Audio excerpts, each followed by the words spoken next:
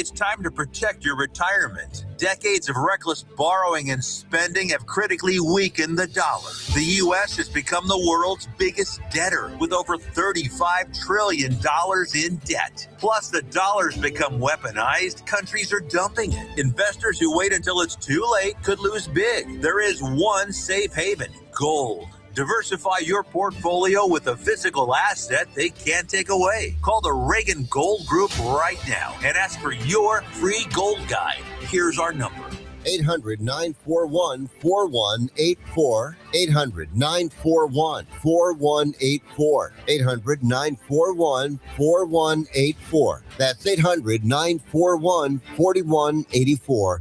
Are you or do you know a veteran or a family in need of a heating or air conditioning unit? If so, go now to dasmechanical.org and nominate yourself or someone you know to receive one, with installation being donated by our neighbors at DAS Mechanical. We all know this past year has been tough for some in our community. Nick Delancey and his DAS family want to give back, and they're excited to give back, just like this, to help out a veteran or family in need. It's very simple to enter. Go to dasmechanical.org. Click the 2026 HVAC System Donation tab and fill out a very short 6-question nomination form. That's dasmechanical.org. Click the 2026 HVAC System Donation tab and fill out the short form. DAS Mechanical, family owned and proudly serving our community for years. Nominate now at dasmechanical.org. That's dasmechanical.org. We all want to look and feel our best. Sacramento Naturopathic Medical Center invites you to live your best life every day. There are simple, practical, and inexpensive changes that you can make in your life today that will elevate your life in so many incredible ways. If it feels like it's time to hit that reset button and start living your best life now, Sacramento Naturopathic Medical Center invites you to schedule a free healthy aging consultation with Dr. Dennis Godby, an accomplished author and expert in the art of aging gracefully. As we age, things change. We might start to experience lower energy, changes in mood, brain fog, or just a lack of motivation. And for guys, the onset of middle age can mean a lower libido and oftentimes ED. These things can usually be safely and easily treated. Visit gettingbetternow.com today and schedule your free healthy aging consultation with Sacramento Naturopathic Medical Center, located in Midtown. Listen up, guys. Are you experiencing any of the following? Fatigue, less drive, poor performance? If so, you may be one of the nearly 30 million men in the U.S. today dealing with ED. But did you know you don't have to pay hundreds for a prescription anymore? And you don't have to deal with the hassle of seeing the doctor or the embarrassment of going to the pharmacy for a certain pill. Now, with one free call, you can find out how Herbal Virility Max can help you feel like a man again. For over a decade, Herbal Virility Max has helped guys just like you put a smile back on their face with improved performance and drive. Call today and ask about our buy one, get one free offer. 800-690-8445. 800-690-8445. 800-690-8445. That's 800-690-8445.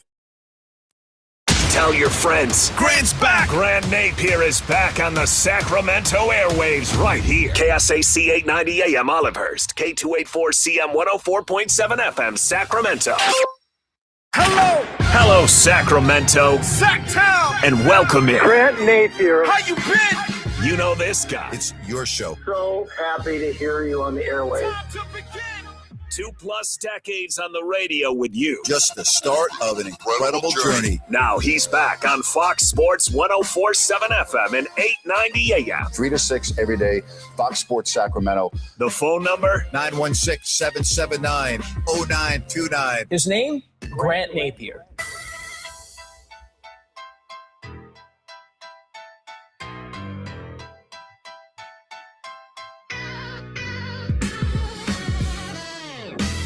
And a good afternoon, everybody. Hope you are doing well. Let me get to a little bit of a confusion And it has to do with the Kings-Spurs start time tonight. The game was originally scheduled for the 8 o'clock window due to national TV. That is not the case. That game now is at 7 o'clock. So if you have tickets to the game, understand that it is a 7 o'clock start time, a usual start time, and not 8 o'clock as it was first scheduled. So Kings and Spurs tonight, which means post-game show coming up right after on YouTube and X with Jerry and Rhino. The Spurs did play last night in L.A. against the Clippers, and so we'll wait until we get closer to game time to see who actually is playing and who is not playing. How sad is it that in this day and age, with the way the NBA is played, you don't even know who's going to play from game to game, right? Never used to be like that. And again, we're not talking about the last week of April or the middle of April when the regular season ended. We're talking about the middle of March. By the way, happy St. Paddy's Day. I'm wondering, when you look at the National Football League, can one trade put a team over the top? Did the Denver Broncos today just solidify their position in the AFC by getting a proven big-time receiver in Jalen Waddle from Miami for a first-round pick? I love this move. I mean, it gives Bo Nix a legitimate number one. It gives the Denver Broncos an inconsistent up-and-down offense a really, really good receiver. And I love this. A first-round pick for Jalen Waddle. You're not getting a receiver in the first round as good as Jalen Waddle. I think this is a tremendous move. It's one of the best moves in the offseason, in my opinion. I think there is no negatives to this at all. Not that I see. Not that I see. Now, there has been some talk about another pick involved, but you get Jalen Waddle on your team who's 27. He has to undergo a physical, and based on what happened with Max Crosby, you know, you got to hold on and wait because you just never know. But he's top shelf. He's really good. He's really good. I love this move for the Denver Broncos. I really do. I think this is a really, really good move for the Denver Broncos. What do you think? 916-779-0929. That's 916-779-0929. The World Baseball Classic. All right, here we are. And the United States and Venezuela. Venezuela scoring 3 times in the 7th last night to beat Italy. And so now they will square off in South Florida against the United States. Here we go, right? Here we go. The World Baseball Classic. I told you at the beginning of this that I was kind of lukewarm, that I would watch it once they got out of the pool play. And I did. And I watched the game the other night against the Dominican Republic, and I talked about it yesterday on the show. What a great spectacle it was. What a great, just the way baseball to me used to be played. And I'm like, wow, baseball. I just watched a real, true baseball game. So tonight, it is the United States and Venezuela. Do you have any interest in that? I'm just curious. Do you have any interest in the World Baseball Classic? If you do, I would suggest that tonight would be the night you sample it, because after tonight, it's over, and then we get back to spring training and opening day, and we will be talking baseball because the A's are in Sacramento for at least this season. There's a lot of talk about whether we're going to have baseball next year because of the apparent work stoppage that is going to be in place. Who knows, right? I mean, with everything going on in the world today, who knows? You can't figure anything out. You can't figure anything out at all. You really can't. And then there is something that I'm going to talk about later. But I'm going to ask you a question. And again, I'm just going to pose the question to you. All right?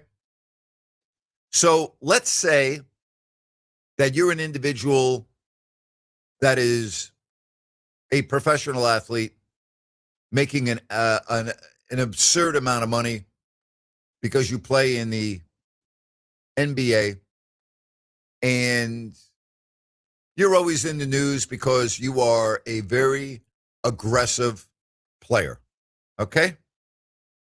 And by that, I mean you get suspended, you have a label as a dirty player, and let's say that as an individual that's well-known, who, by the way, is not even playing right now because you have a broken hand, let's say that a week ago, you got pulled over, arrested, and charged with a DUI. Okay? Again, I'm just trying to put yourself in those shoes. And let's say that a week after being arrested for a DUI, you thought it would be a good idea to get in your vehicle and drive recklessly and get pulled over and cited for going 85 in a 45. The police cited that he posed a catastrophic risk. He was cited for reckless driving and released. My question is, what kind of laws do we have in this country where an individual can be arrested and charged with driving under the influence and a week later be cited for going 85 on a 45 and not be arrested? Like, what is that all about? I mean, think about this. 85 in a 45. Think about that for a moment. Think about the decision-making process that goes into this. And then ask yourself, if you were in that position making this type of money as a well-known athlete and currently not playing because of a broken hand, if by some chance you were driving under the influence, you were arrested, booked into jail, got out on bond as a public figure, and it's all over the news, and in addition to the dangerous act of driving under the influence, the public humiliation that you go through. And then again, getting in a vehicle and being cited for going 85 in a 45. As we say, there are some things you just can't make up. You just can't make this up. You really can't. What an embarrassment. What an absolutely despicable, I don't give a blank attitude of Dylan Brooks. We see it in Cleveland with Myles Garrett. He doesn't care. He's been cited, 9 times for speeding, and many of those citations have been over 100 miles per hour. He obviously doesn't care. But, I mean, driving under the influence and charged and arrested for that, charged, not convicted yet, and then a week later, deciding you're going to drive 85 in a 45, it's unbelievable. Again, there are some things you just cannot make up. 916-779-0929. Sean Salisbury is going to come on. I was messaging him a little bit earlier. He's good to go. We'll talk about a variety of subjects with Sean. That is coming up after Grant's rant. I think I have a rant already picked out for today. I think my rant at 5 o'clock will be rather animated. I believe that of all of the, choices that I would have for my rant today, I think I have them. I think I have it. Said on the YouTube stream on our Fox Sports Sacramento page, it's because these type of people are brainless knuckle draggers. They certainly look brainless to me. That's for sure. Or they just do not care.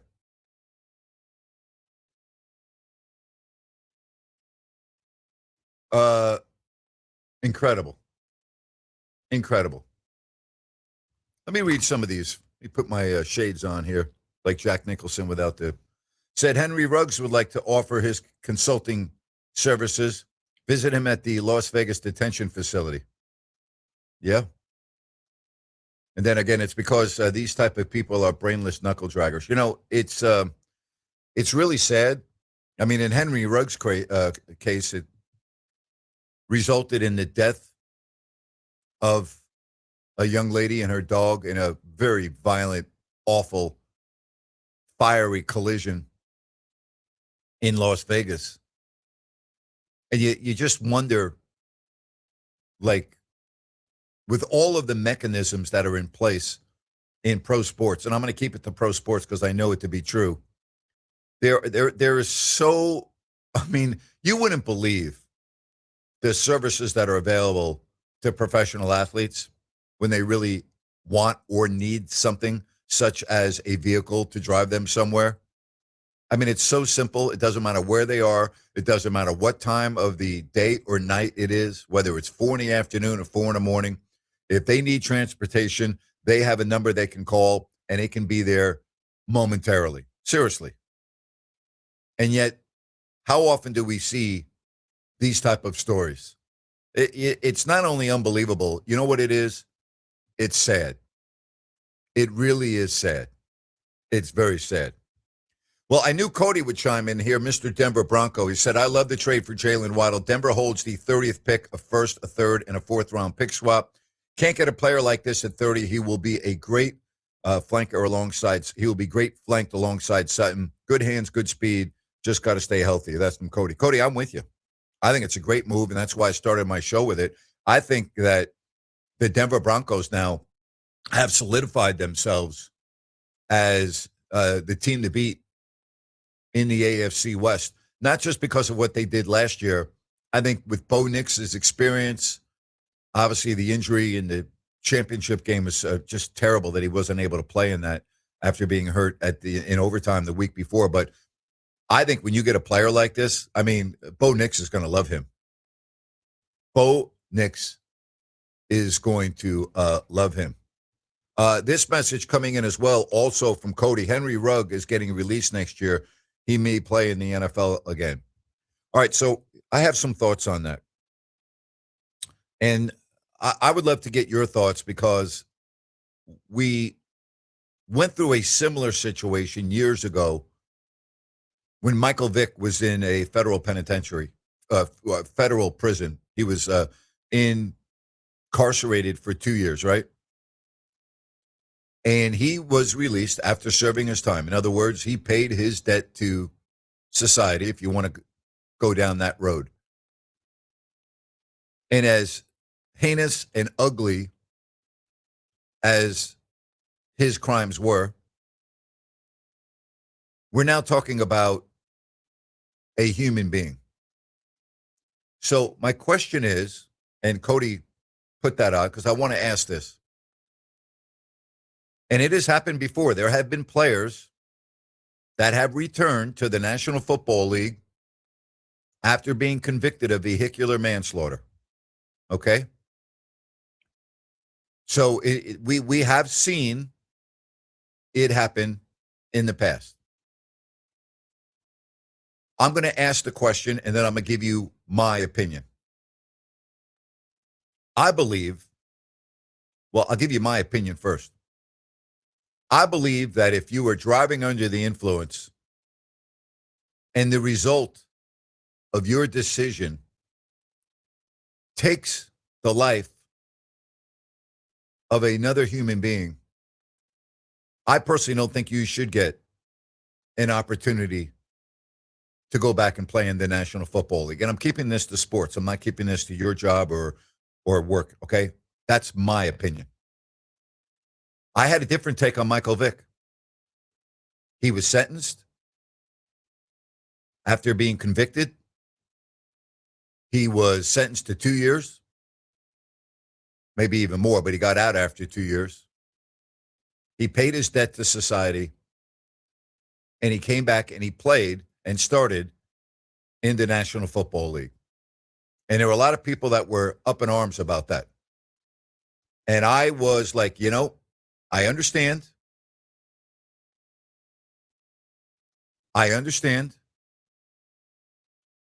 And I'm only going to say this. I'm not judge and jury. I'm just one person with one opinion. But should an individual who makes the decision to get behind the wheel of a vehicle under the influence, driving well over 100 miles per hour down a street, regardless of what city in America it is, and your acts result in the loss of an innocent life, I'm sorry. I don't think you should be able to go back and play in the National Football League or the NBA or the Major League Baseball or professional sports. That's my opinion. And again, I'm keeping it to sports here.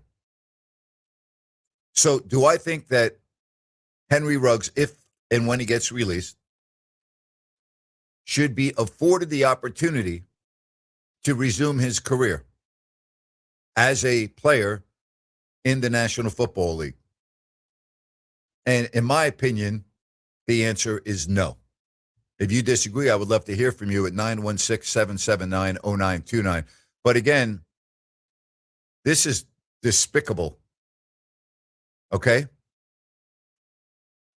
It is horrible to me that an athlete, and I'm keeping it to sports now, can be arrested, right, and charged with driving under the influence a week ago and now be cited for going 85 in a 45. That is just awful. It's absolutely awful. All right? It is absolutely awful. Plain and simple. Awful. I want to hear from you at 916-779-0929. Boy, how about the weather? All up and down California. How's your AC? You're good? Not sure? You might want to get in touch with DAS Mechanical, HVAC service and repair experts. They are awesome. You get your AC tuned up because whereas last summer was very mild here, it doesn't look like that's going to be the case considering it's only March. DAS Mechanical will take care of you. Get in touch with them at dasmechanical.org and understand that when you go to dasmechanical.org, you're going to see a tab that says 2026 HVAC donation. That's right. You or someone you know, all right, can be nominated for a heating or air conditioning unit donated by DAS Mechanical. And if you go to dasmechanical.org, you click on that tab, fill out the nomination form, and a heating or air conditioning unit will be installed to either you or the person you nominate, if chosen. That's an awesome deed by Nick Delancey, the owner, and DAS Mechanical. Go to dasmechanical.org and nominate yourself for someone you know, or how about a veteran? Make it happen. Go to dasmechanical.org. All right, what do you think about the subject that I just talked about? Hit me up at 916-779-0929. Hope you're having a good day. Sean Salisbury after Grant's Rant. All coming up this afternoon on Fox Sports Sacramento.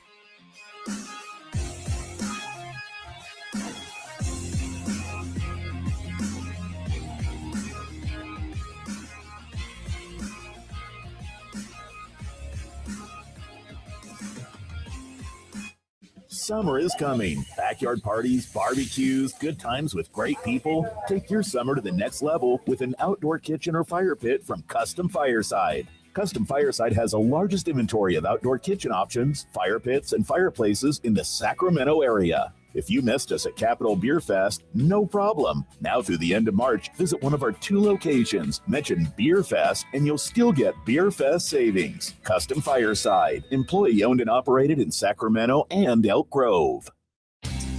You've been saying you're going to pay better attention to your home's honeydews. Check one off your list right now by calling Gabrud Services to schedule a 12-point inspection of your home's electrical system. The safe rule of thumb is every 5 years for an inspection. If it's been 5 years or more, call Gabrud's now. A qualified technician will provide a thorough inspection of the electrical system to ensure it's safe or alert you to potential problems. At Gabrud's, electrical work is all we do. We are the area's recognized experts for anything electrical, and our number one priority is ensuring your home and family are safe.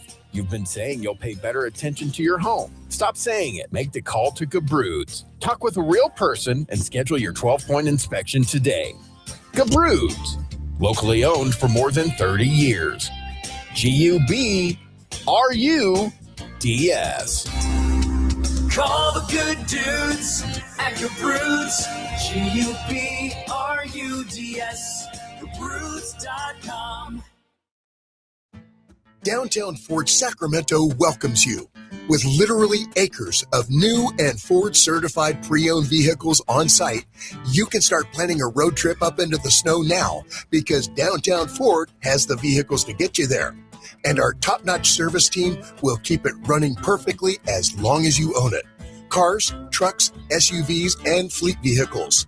Downtown Ford Sacramento. Open daily on Howe Avenue next to the How About Arden Shopping Center. Remember, always be generous with the nutmeg. Just eyeball it. Okay. Mom's wisdom has served you well, but now it may be your turn to guide her. Hey, I'm worried about Mom. She keeps forgetting her famous sweet potato pie recipe. Some things come with age, sis. And some don't. Knowing the early signs of Alzheimer's in a loved one will help you make the best decisions for your family. Visit 10signs.org to learn the signs. Brought to you by the Alzheimer's Association and the Ad Council. Snakes, zombies, public speaking. The list of fears is endless. But the real danger is in your hand when you're behind the wheel. Distracted driving is what's really scary. And even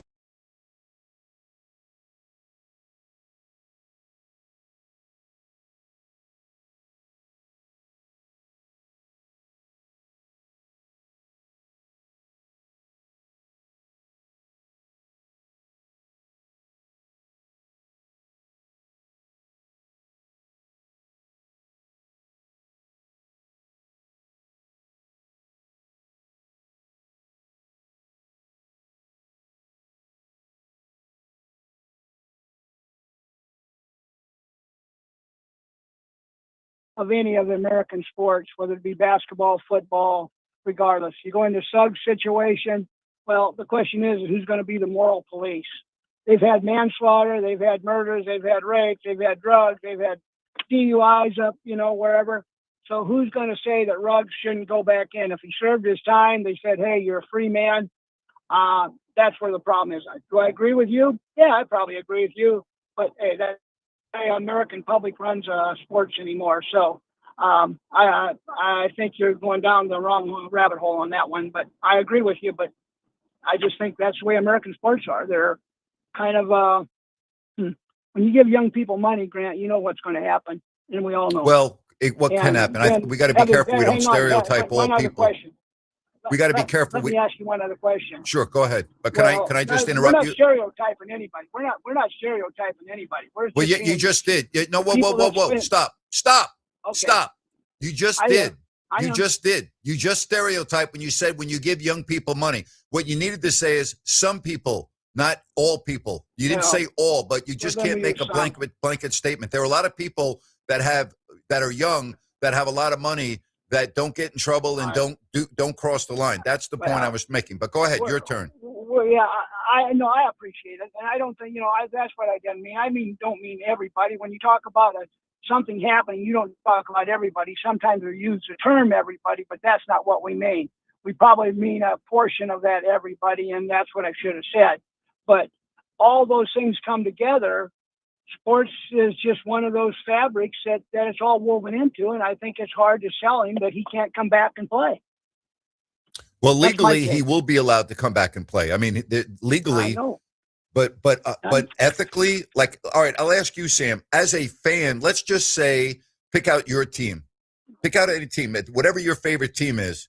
Would you want an individual playing? Would you want to root and support an individual that was driving 125 miles per hour and is under the influence and killed an innocent lady who was just out and about driving home with her dog? Is that someone that you're going to go to the stadium and cheer for?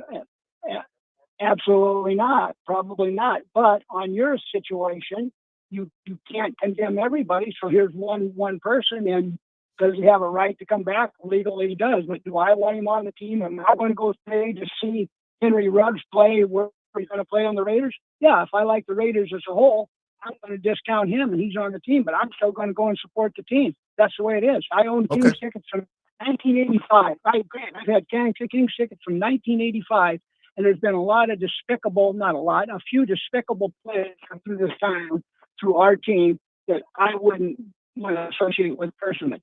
But did I not go to the Kings game? I went to all of them. In fact, I'm going tonight. Fair enough. Sam, I really appreciate you taking the time to call the show. Enjoy the game tonight. Thanks very much. You're a great guy. I appreciate you. Thank you. Thank you, Sam. Appreciate you. Bye-bye. It's a good call. He's right. You know what? He's right on a couple of different levels. He's right, first of all, that there would be no legal restriction from having Ruggs go back to work, Ryan. And here's the second part of what he said, Ryan, that I really agree with. Here's the biggest problem, in my opinion, with sports in our society, is that fans leave their moral compass at home when they go root for their sports teams.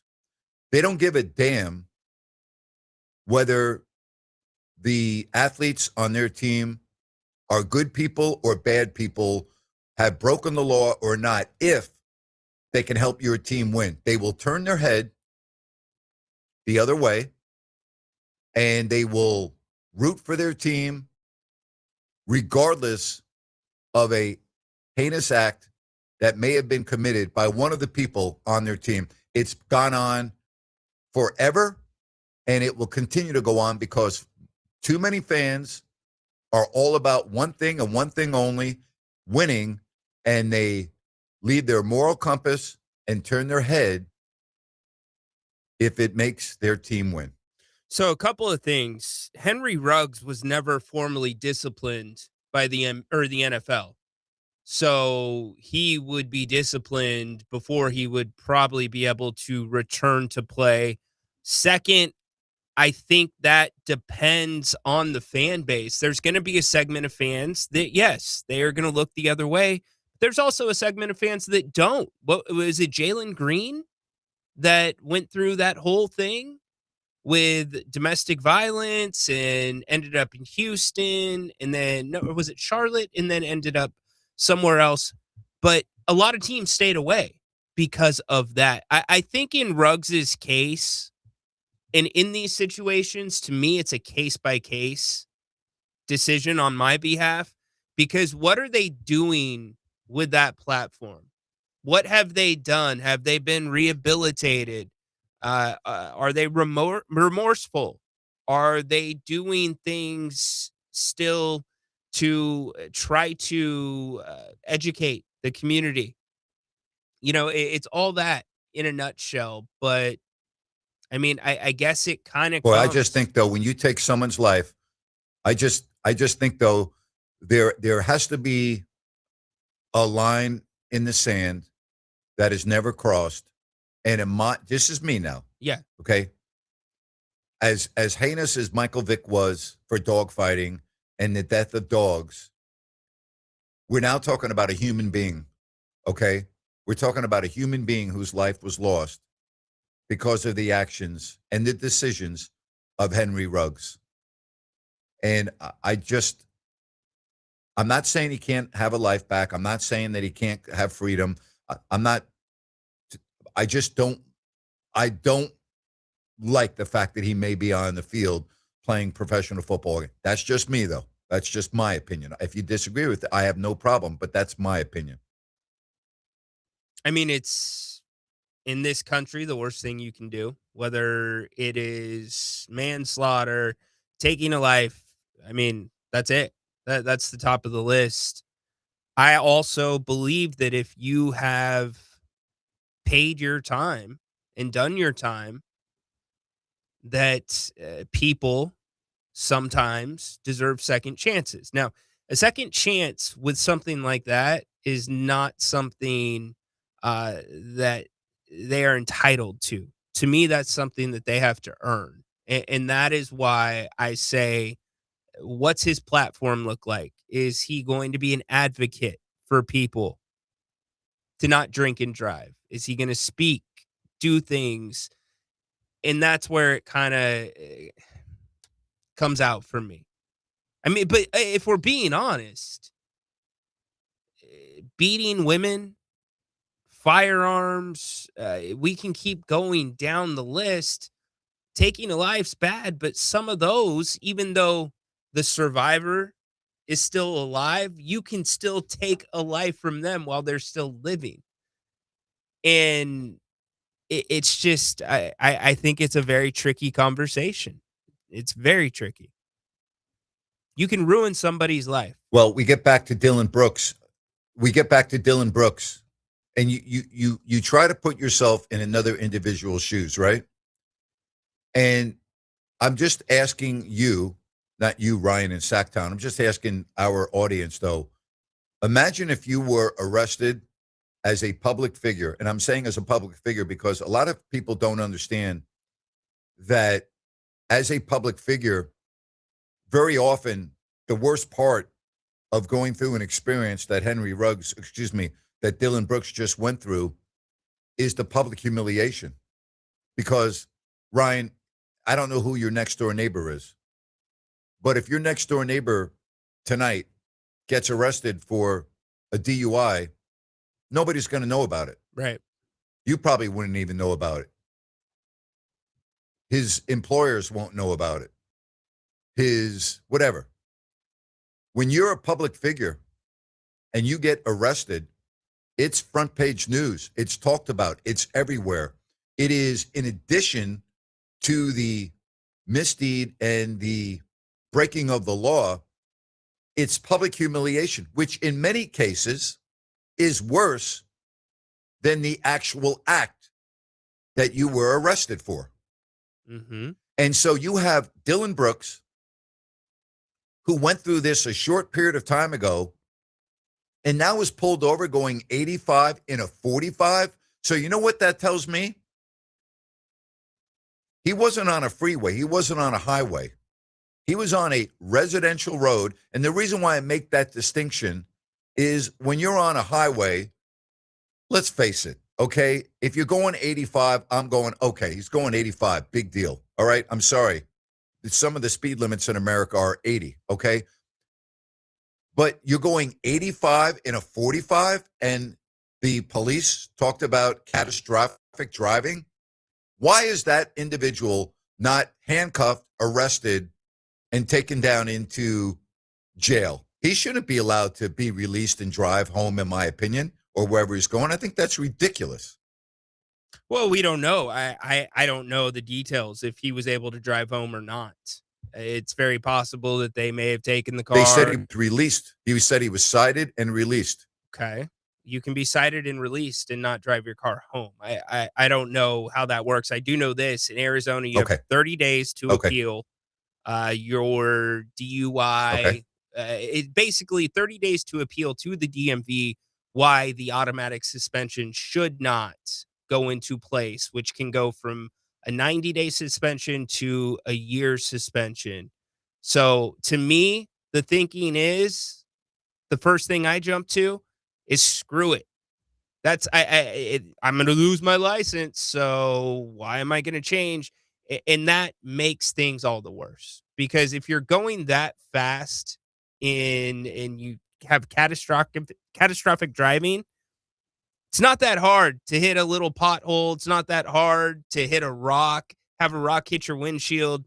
You maybe turn the wheel a little bit and maybe I'm in somebody's house. Maybe I just hit somebody in a bike, and that's just as bad.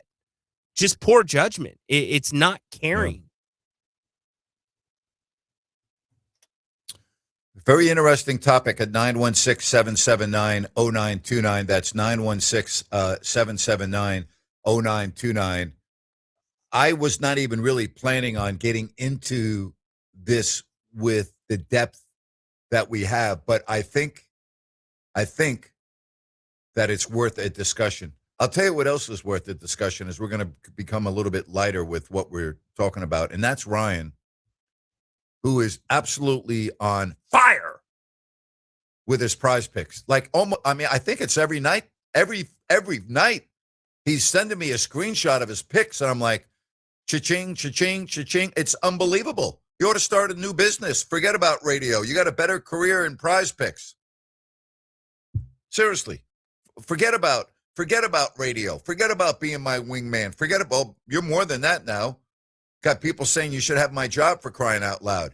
No, start a new career, Mr. Prize Picks. That's what you ought to be. Picks. Yeah, I mean, if you use common sense and you have a little bit of fun, you can join me and have success as well. It's a lot of fun playing Prize Picks, to be honest with you. And there are so many different things, from football to baseball to March Madness. Right now, they've got their March Madness max discounts. You might be asking, what's Prize Picks? It's America's #1 daily fantasy site, which means you don't have to set daily lineups. You don't have salary caps. All you do is you make your predictions on player statistics. So you choose 2 to 6 players, choose more or less on their stat predictions, and that's it. Let them go to work for you. Super, super, super easy to sign up. Download the Prize Picks app. Use the code RYNO50, RYNO50, to get $50 in free play after you play your first $5 lineup. Win or lose that $5 lineup, you get $50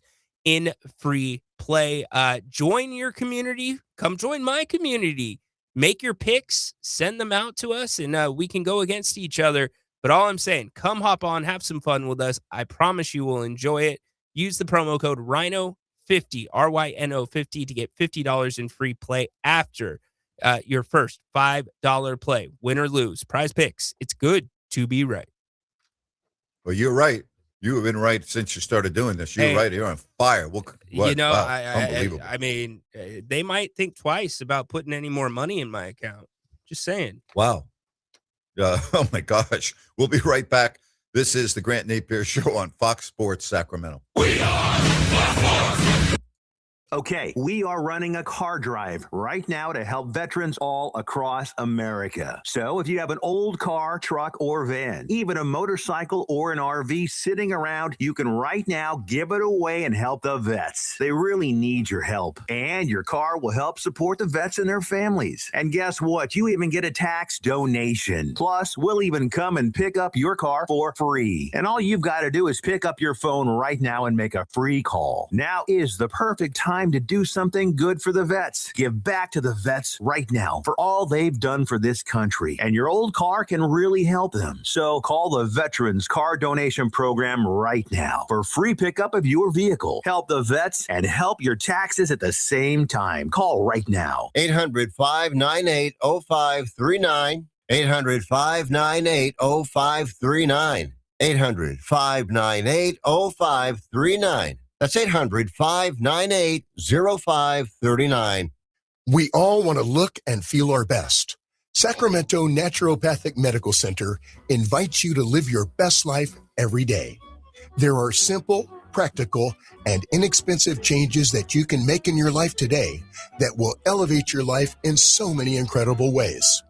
If it feels like it's time to hit that reset button and start living your best life now, Sacramento Naturopathic Medical Center invites you to schedule a free healthy aging consultation with Dr. Dennis Godby, an accomplished author and expert in the art of aging gracefully. As we age, things change. We might start to experience lower energy, changes in mood, brain fog, or just a lack of motivation. And for guys, the onset of middle age can mean a lower libido and oftentimes ED. These things can usually be safely and easily treated. Visit gettingbetternow.com today and schedule your free healthy aging consultation with Sacramento Naturopathic Medical Center, located in Midtown. The new year is here, a fresh opportunity to tell people about your products and services so they know who to spend their money with. Fox Sports Radio has a Mount Rushmore of sports talk talent. Patrick, Cowherd, Gottlieb, and Sacramento's own Grant Napear, and they have an audience you can take to the bank. This is Fox Sports General Manager Kurt Bagelman. Sports Talk listeners are a unique, target-rich group of consumers. They're employed, they earn six-figure incomes, 2/3 own their own homes, and they listen to the radio longer. Let me repeat that. They listen longer, so your commercial message has more opportunity to be heard.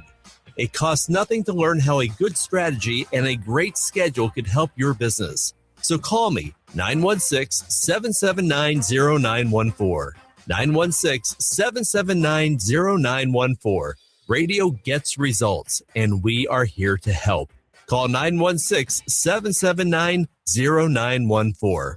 Hi, I'm Ryan Blaney, a third-generation race car driver, and I dedicate a lot of my time going fast. But when my grandpa was diagnosed with Alzheimer's, it was a very unexpected bump in the road for us. It's important to notice if older family members are acting differently or having trouble with routine tasks. Early detection of Alzheimer's can give your family time to explore support services and access available treatments. If you or your family are noticing changes, it could be Alzheimer's. Talk about seeing a doctor together. Visit alz.org/time to talk. A message from the Alzheimer's Association and the Ad Council. Snakes, zombies, public speaking, the list of fears is endless. But the real danger is in your hand when you're behind the wheel. Distracted driving is what's really scary, and even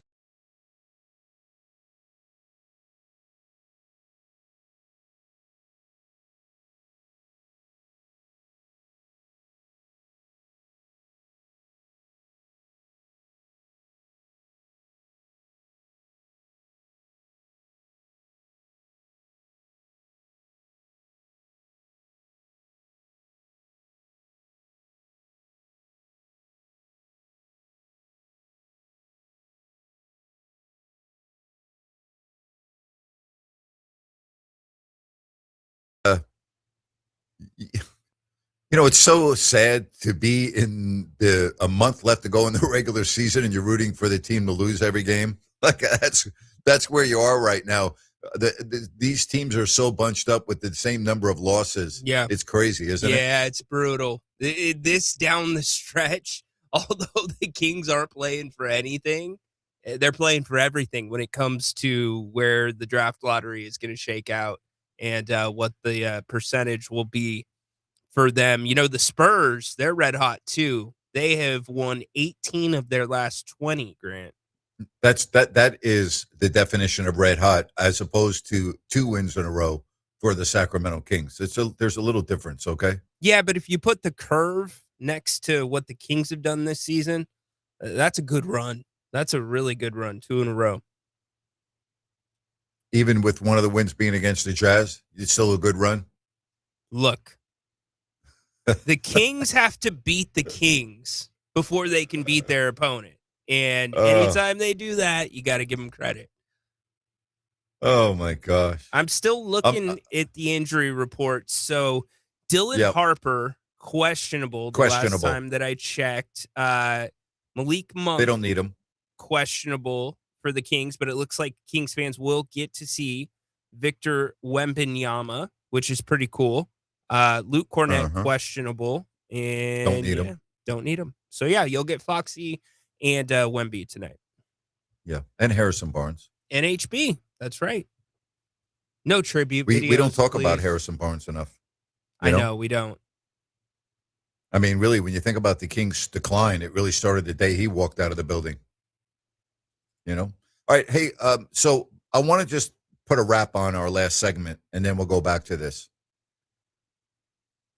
Again, he's not convicted yet of a DUI, okay?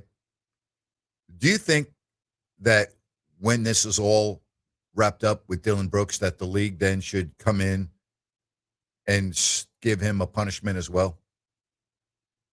It depends on precedent with the NBA. Do they punish DUIs? I mean, his DUI, if you look at the video, it was not, does not appear because of alcohol. They thought it was cannabis.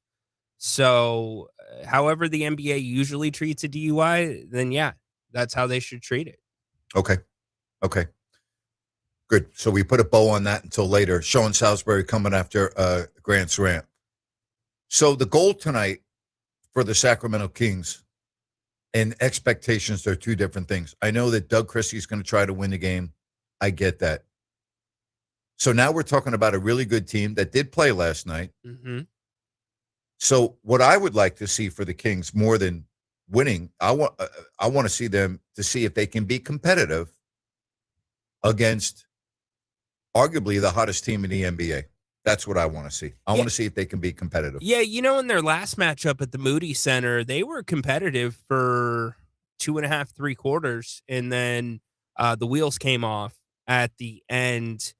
I want to see more than anything some of the matchups. I want to see your young guys. So Max has played pretty well against Wemby. They know each other. They played on the France national teams together.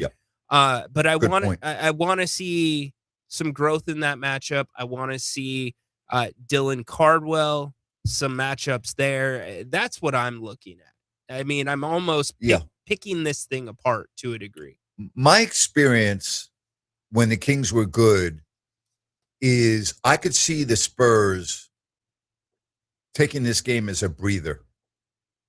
And by that, I mean, they'll go through the motions for 3.5 quarters. And then with 5 minutes left, they'll put their guys on the floor and they'll get serious and they'll win the game. That's how I think this game is going to go. I don't think you're going to get the A version of the Spurs. They've been going at a rapid pace. They played last night. They know they're playing a team other than DeMar DeRozan of, young, inexperienced players. I could see them coasting. I could see them getting careless. I could see them getting cavalier about this game.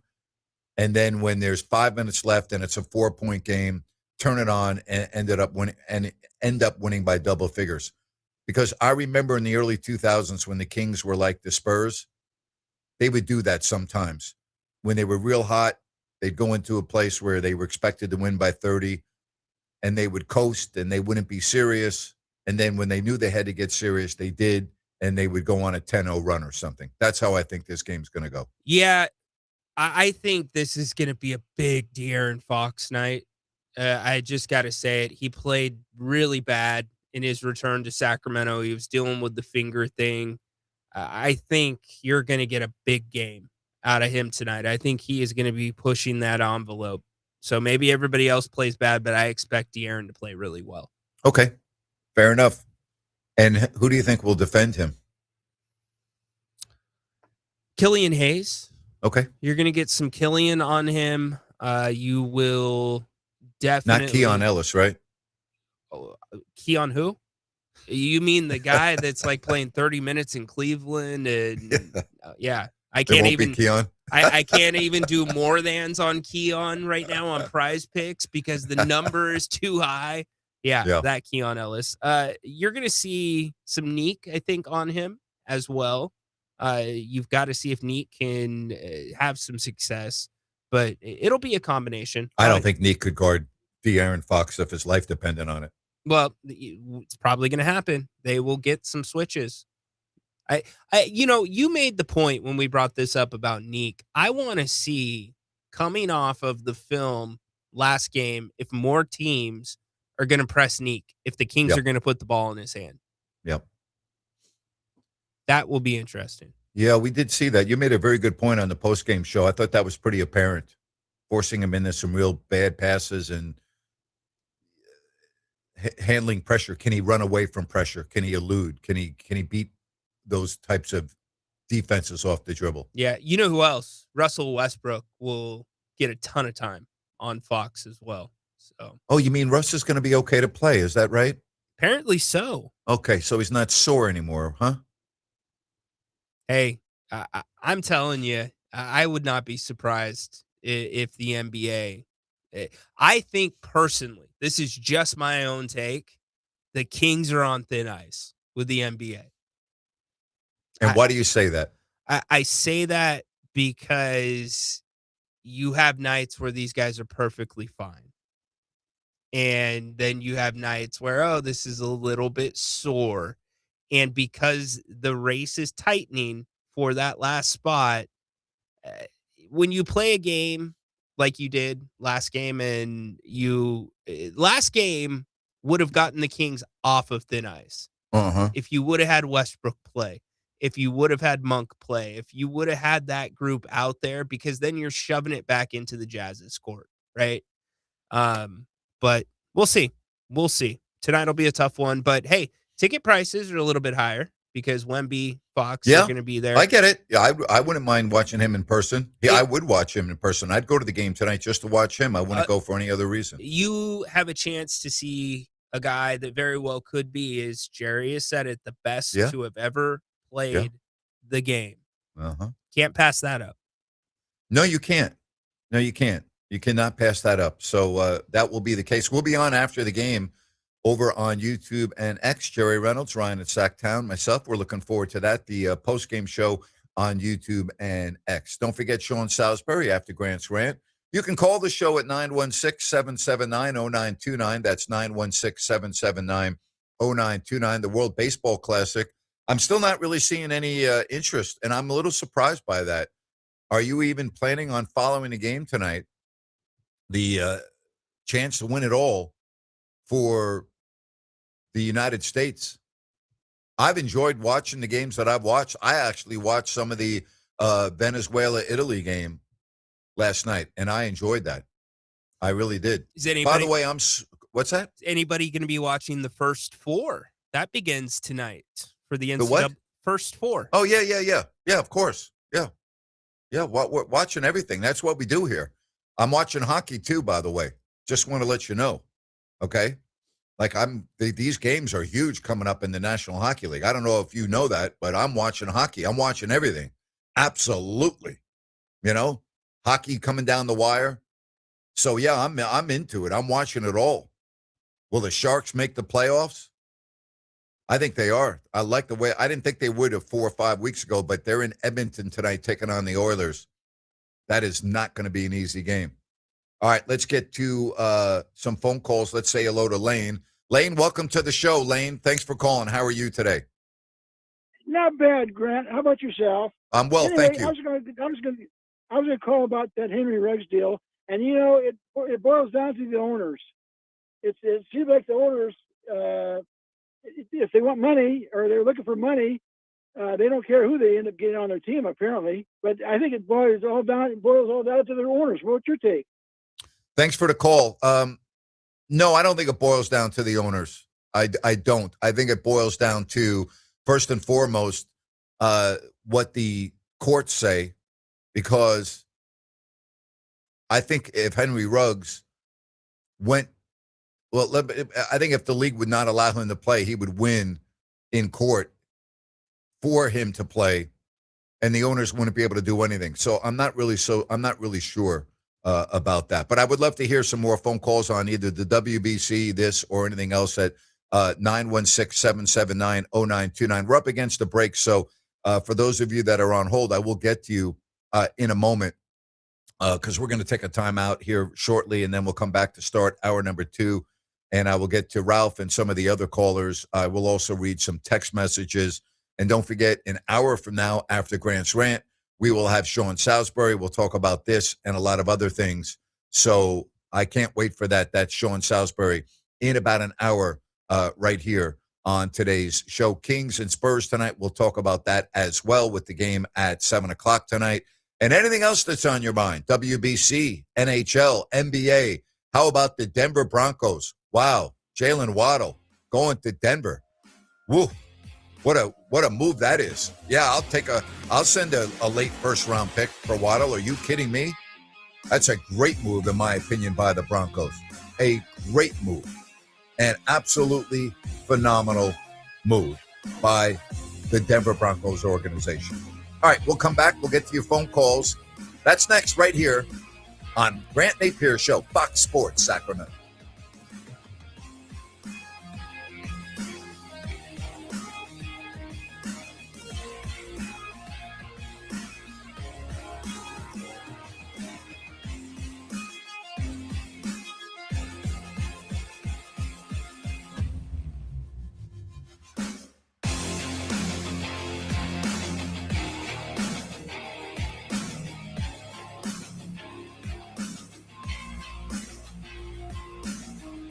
This weekend, Hot Wheels Monster Trucks is live at Cal Expo, but this Thursday, you can see the all-new Rhino Mike in person at Elk Grove Chevrolet. It's free to the public, plus win tickets and other official swag, too. Come see Rhino Mike this Thursday, 4 to 6 p.m. at Elk Grove Chevrolet at the Elk Grove Auto Mall.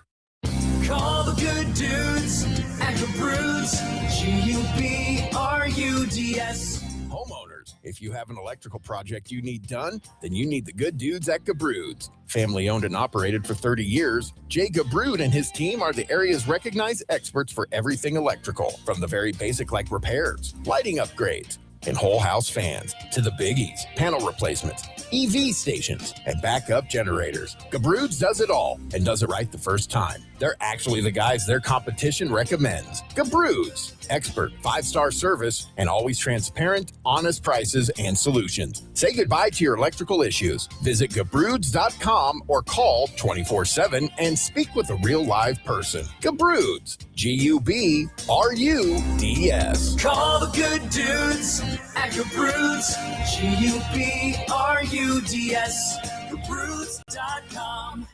Did you hate your heating bill this winter? Fix it with 10-10-20 from Sierra Pacific. 10 years parts and labor warranty, 10 years to pay, and 20% off a new Sierra Pacific comfort system. Plus, this system will get SMUD customers a $3,000 rebate. Lock in the best price of the year on the best option for heating and cooling your home. 10-10-20, only from Sierra Pacific. Sierra Pacific Solar Heating and Air. The guys in the big red trucks.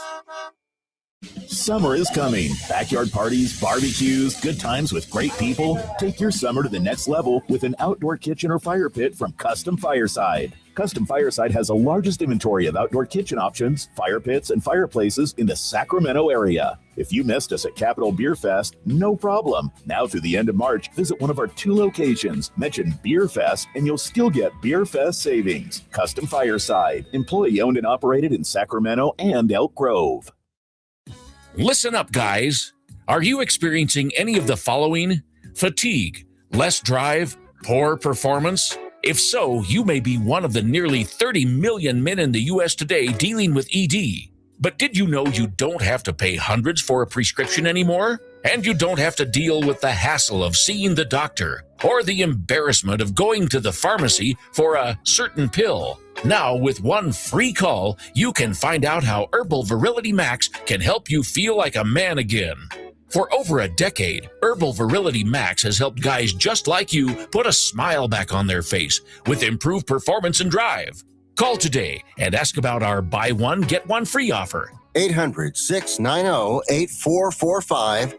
800-690-8445. 800-690-8445. That's 800-690-8445. There's a great American pastime that the entire family can enjoy together, located right outside of Sacramento. The Golden State Shooting Center welcomes you. The Golden State Shooting Center is an 80-acre clay target shooting facility. It's the home of numerous youth sport shooting teams from the region. Over 1,000 high school students from Northern California are on sport shooting teams, and 10 of the Western United States' top shooting teams train at Golden State Shooting Center. New members are being accepted now. For details, visit goldenstateshootingcenter.com. I love the exercise classes at the Senior Center, and I love eating healthy, but it can be expensive. BenefitsCheckup.org connected me to programs that help me pay for groceries. Visit BenefitsCheckup.org today. Supported by the U.S. Administration for Community Living. Grant Napear is back every weekday afternoon, 3 to 6. This is Fox Sports, KSAC.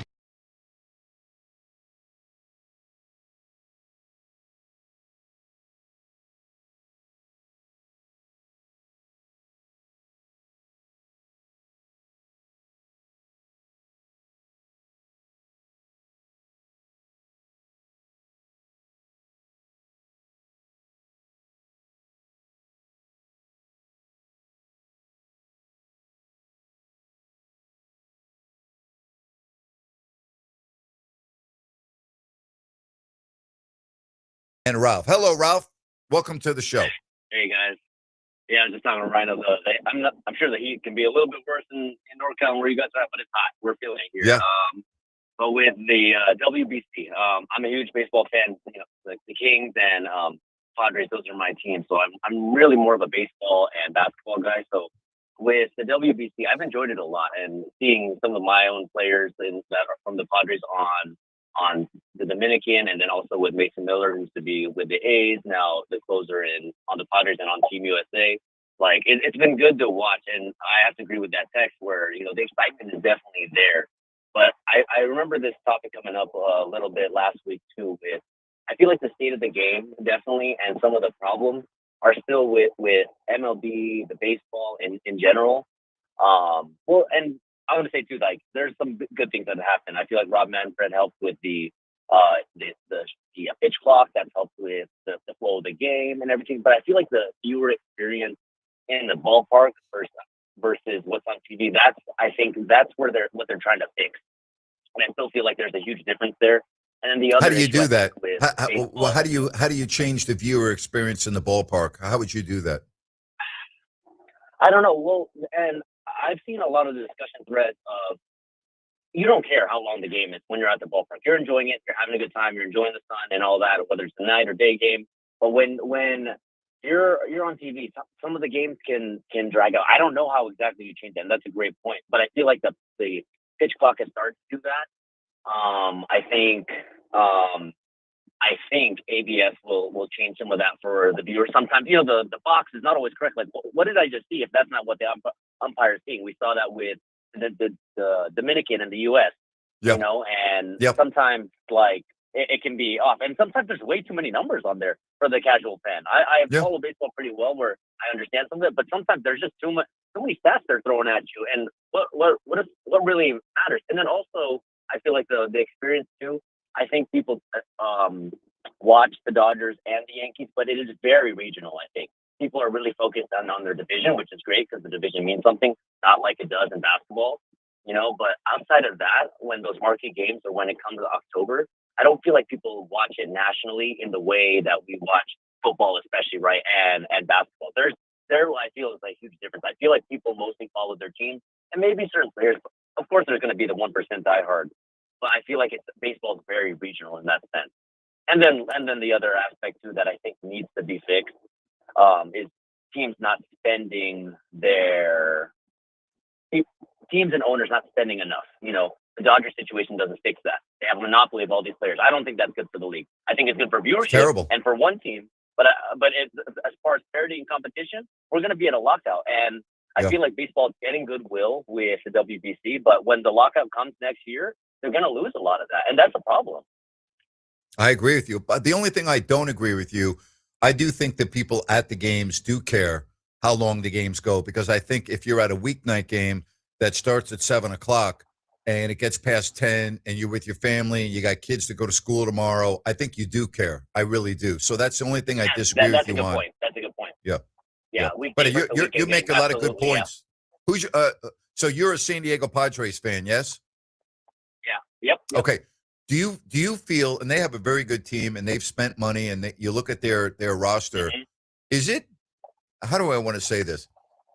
I don't want to say is it difficult, but is it frustrating knowing that as good as your roster looks, you're probably still not going to beat the Dodgers because they have an all-star team? Yeah, no, absolutely. That's my frustration there. I feel like you're making the strides, and not enough teams are trying to compete, but we actually are. We're not just, giving up like some teams, and we're doing. But then you do all you can, and then they get Edward Diaz, and they get Kyle Tucker. But like we don't even have that kind of money, and obviously the international money and all that. There's just no way to compete with that. But at the same time, I guess you have to not compare yourself to them. You have to just see just try to get to the playoffs and see what happens.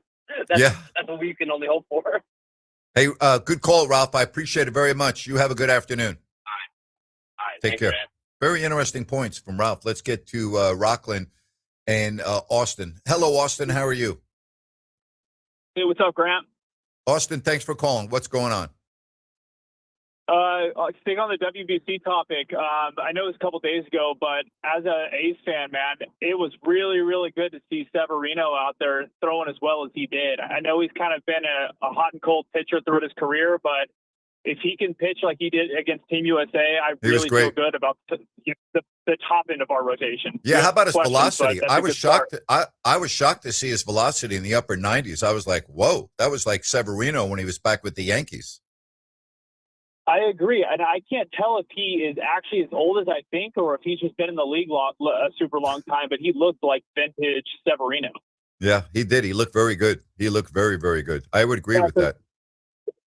Yeah, so that was good. The other question I had was, what is your take on Ken Rosenthal? I know he's kind of getting a bad beat right now for being seemingly kind of a scumbag as far as a reporter goes, and I don't know if you've had any interaction with him or if you have any, behind the curtain take on Ken Rosenthal. I've never met him. I don't even believe I've ever interviewed him, so it would be very difficult for me to comment on that. I have seen stories on him and some of the outrage. Do you have a problem with him? I mean, it's when you hear about teams like the Padres not wanting him in their clubhouse at all, and then there was that visual last year or the year before of him kind of looking at the cameraman. Yep. I don't know. It just kind of seems like he may not be the best guy, and it seems like in this day and age with social media, people's true colors can kind of either be figured out or at least keep people judged with what they see. But yeah, I want to stop you there. You just made a great point. Because of social media, and sometimes things can take a life of their own when they're not necessarily true. One of the worst things that can happen to an individual is getting a label on them, even if it's a unfair and untrue label. It's very difficult to shake that. So I'm not really sure what's true and what's not. I would only say this. When you see a team not wanting a reporter in the clubhouse, normally where there's smoke, there's fire. That's where I'm kind of like, right? Social media is one thing, but when you see these things going on with teams, that tells me something. Yeah, that's a good point. Yeah. Thank you. Appreciate you. Take care. Bye-bye. It's interesting, Ryan. We talk about social media and we talk about like labels. And when you get a label, it's very difficult to shake in this day and age, regardless of where and who started it. And it really doesn't even matter if it's true or not, because a lot of these labels are completely untrue and they stay with you forever. And it's one of the worst parts of our society now. And social media is the culprit. Well, especially if you're a public figure. Correct. Anything you put on social, it's forever. Somebody has screenshotted it at some point before you take it down. And it's one of those things where you really have to be on your P's and your Q's. You have to assume that you're being watched at all times if you're in that position. But yeah, to your point, the sad part is when narratives start that are completely unfair. Of course. And untrue. Of course. Because then you just feel like you're fighting off a mob. You're defending yourself for something that would never 10, 20, 30 years ago had been a big deal. I've gone through that. And so I would only tell you, because I'm experienced in dealing with this, is that I have learned that the only thing that matters in life to me are the people that I know and know me. And by that, I mean the people that I interact with in my life, that I'm in contact with, that know who I am, what they think of me is the only thing that matters to me. I don't really care what an individual that I've never met thinks about me. It doesn't bother me. It used to, long time ago. It doesn't anymore. I understand the world that we're living in. Let me even back that up. I understand the country that we're living in, because the rest of the world is not like this in many instances, many examples. I don't care what somebody that's never met me thinks about me or has to say about me. I really don't. I don't even wink at it. I don't raise my eyebrow at it. I don't lose sleep over it. If you, as somebody that I've interacted with you for years now, has something bad to say about me, then I'm going to pay attention to that. Yeah. I'm going to go, okay, whoa. Wait a minute. For sure. So when you are a public figure, and you are going to learn about this because you are now entering a different phase in your life where you have gone from a private person to now you are going to be a public figure in the market of Sacramento. People now know who you are based on your elevation in this profession. And so you're going to be dealing with these things. And I have talked to a lot of aspiring and current younger, when I mean younger, not necessarily age, but in terms of experienced broadcasters. And I've given the same message to them. Don't worry about somebody that you've never met before. Worry about an individual that knows you, has interacted with you, and is in your circle. Right. Worry about those people. Don't worry about people that you've never met before. And for as balanced as you approach that, there's others that are completely on the other side of the fence, like Kevin Correct. Durant, right? Yes.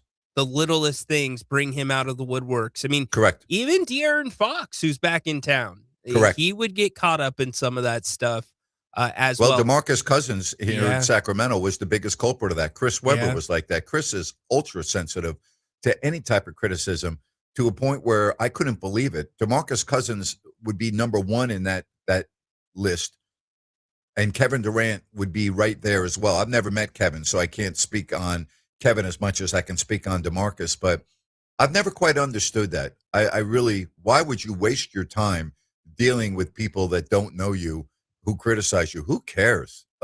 Honestly, and I mean this, I do not care. I don't care at all. It doesn't matter to me. I got to be honest, between you and between the jungle and going through that entire experience as part of Rome show, where I was somebody that would come up a decent amount of time and participate all the time, I started learning that lesson very early on about having to look the other way and know who your friends are and who they aren't, because I've got some great friends, lifelong friends that I've met from there, and I care what they think, but I don't care about the others.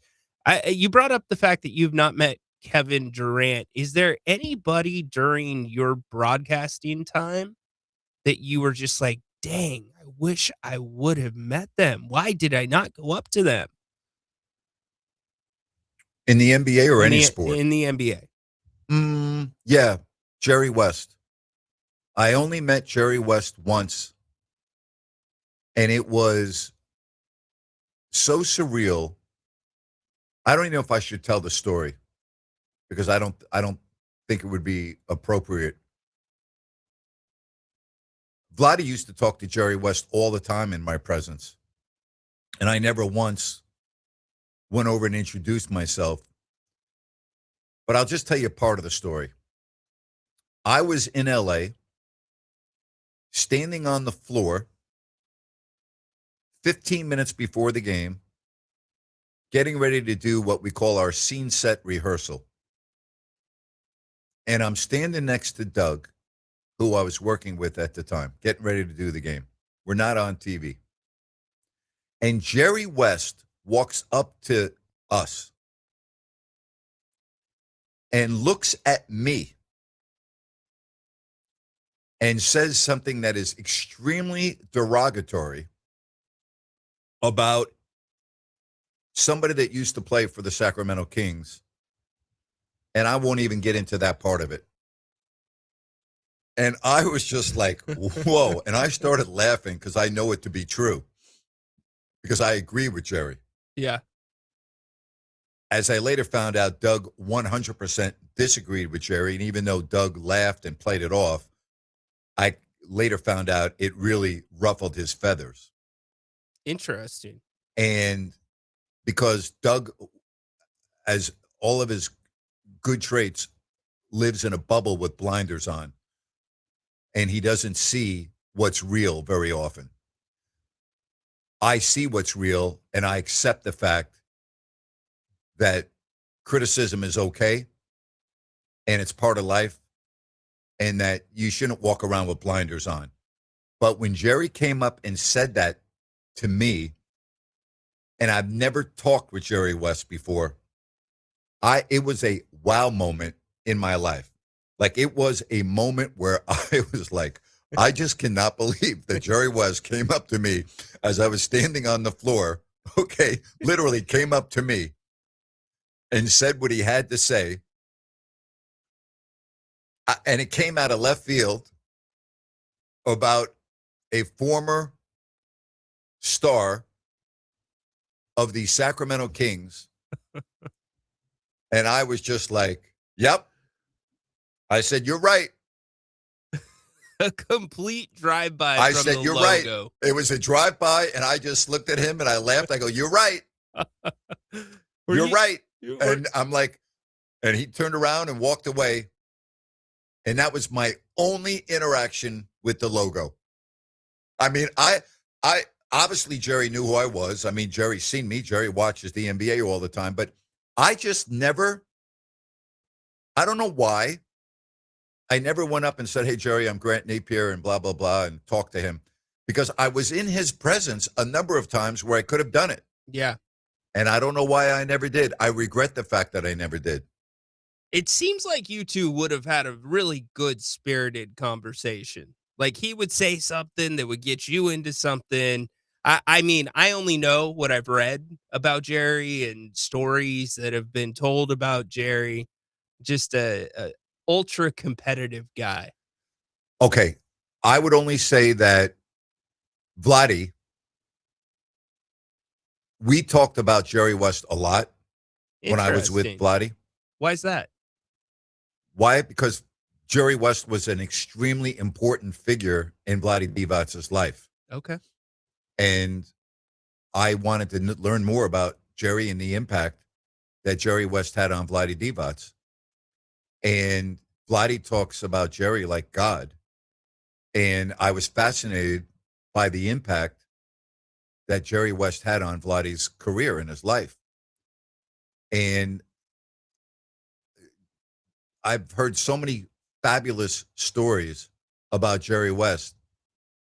And now that he's gone and that I was in the league for as long as I was, I kind of like, why didn't you just go up and talk to him? I don't know why. I just never did. It's not really characteristic of me to like be timid around somebody. Sure. I don't know if I would say I was timid around him, but I just never did. I don't know why, you know? You still got a great story though.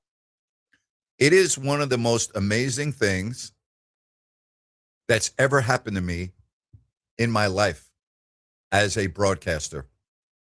Again, imagine standing on the floor with a microphone in my hand like this, and I don't have eyes in the back of my head, and Jerry West literally walks up between me and Doug, but he's talking to me. He's not talking to Doug. And he literally, first of all, I'm like, whoa, that's Jerry West. Like, I'm like, whoa. Right. Okay. Like I turn around on the court. I'm like, and I'm listening to him and he goes on this little mini rant and it was quick. It was about, I don't know, 10 seconds. First of all, when he started talking, the first thing I did, I put my mic down. Yeah. Did he know that you weren't on the air? Oh, no, we weren't on the air. Okay. No, he knew we weren't on the air. Okay. Because I had my mic, you know, he knew. Okay. He knew we were not on there. You can tell when someone's on TV and when not.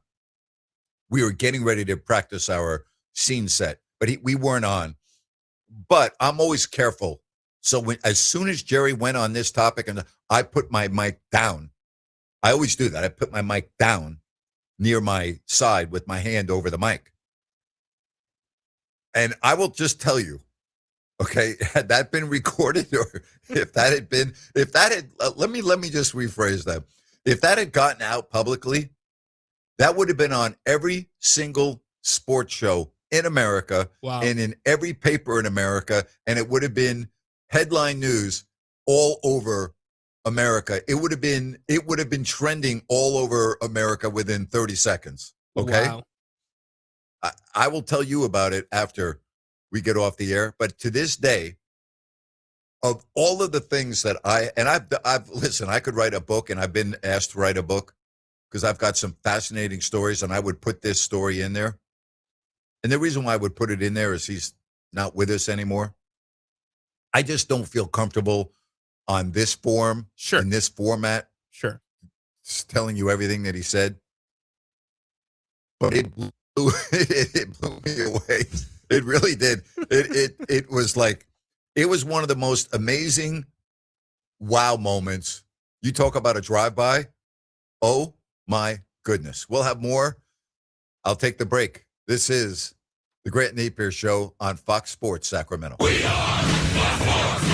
Investors, keep listening to learn how to get your free gold report. A currency crisis is upon us. The U.S. dollar has been the world's reserve currency for over 50 years, but that is changing. It's time to protect your retirement. Decades of reckless borrowing and spending have critically weakened the dollar. The U.S. has become the world's biggest debtor with over $35 trillion in debt. Plus, the dollar's become weaponized. Countries are dumping it. Investors who wait until it's too late could lose big. There is one safe haven: gold. Diversify your portfolio with a physical asset they can't take away. Call the Reagan Gold Group right now and ask for your free gold guide. Here's our number: 800-941-4184. 800-941-4184. 800-941-4184. That's 800-941-4184.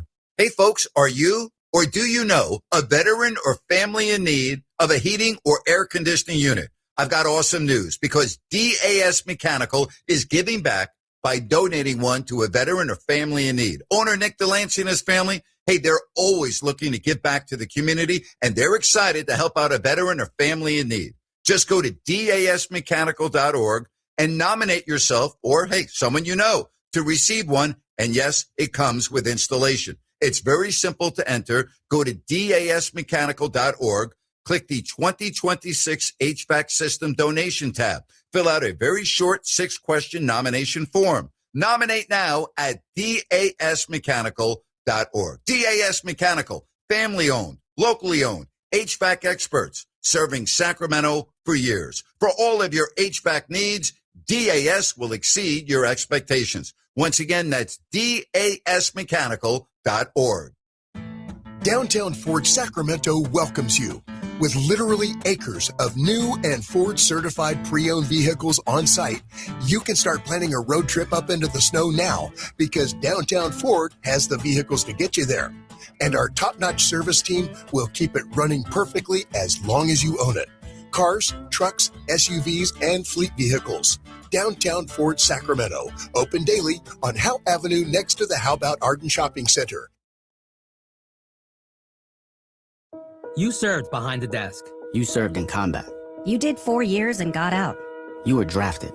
You gave 20 years. You gave exactly what your country needed. You are a veteran. You are a veteran. You are a veteran, and you deserve support. If you're struggling with life after service, don't wait. Reach out. Find resources.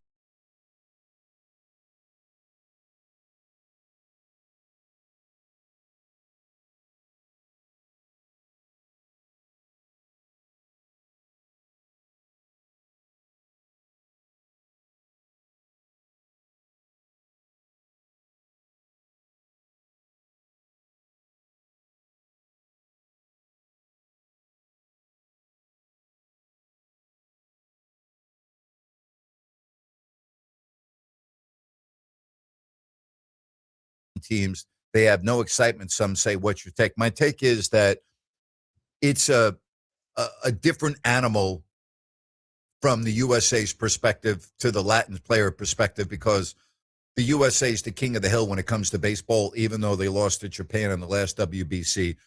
Baseball is America's game.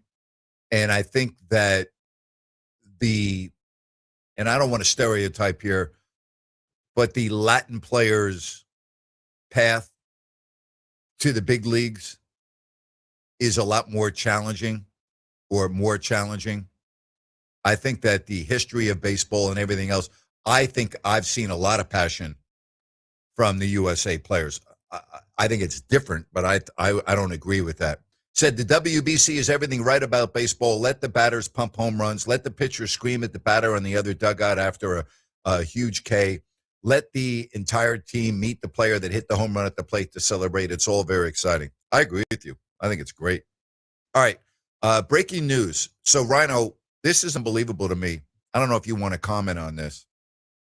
Max Crosby has come out and said that the Ravens general manager, all right, you ready for this? Eric DeCosta. He's saying that Eric DeCosta never even met with him once, even in Baltimore. How's that possible? It shoots. How's that possible? Well, it completely shoots down everything that Eric DeCosta said about having him in his office and having to deliver that news. And we met with Max. Very interesting. And it only throws some tinder onto the fire that this thing was not just a failed physical. There was more to it. Remember, I believe it was, I forget her name now. It slips my mind.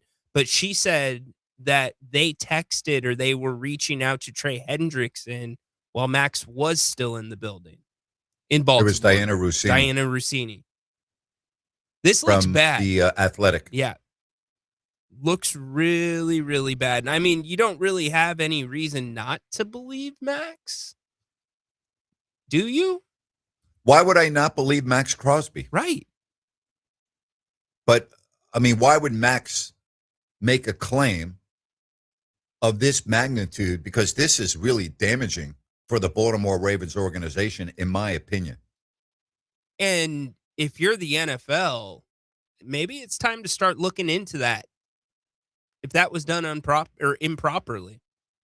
Why would Max Crosby wait a week to make this claim? That's a little odd, is it not?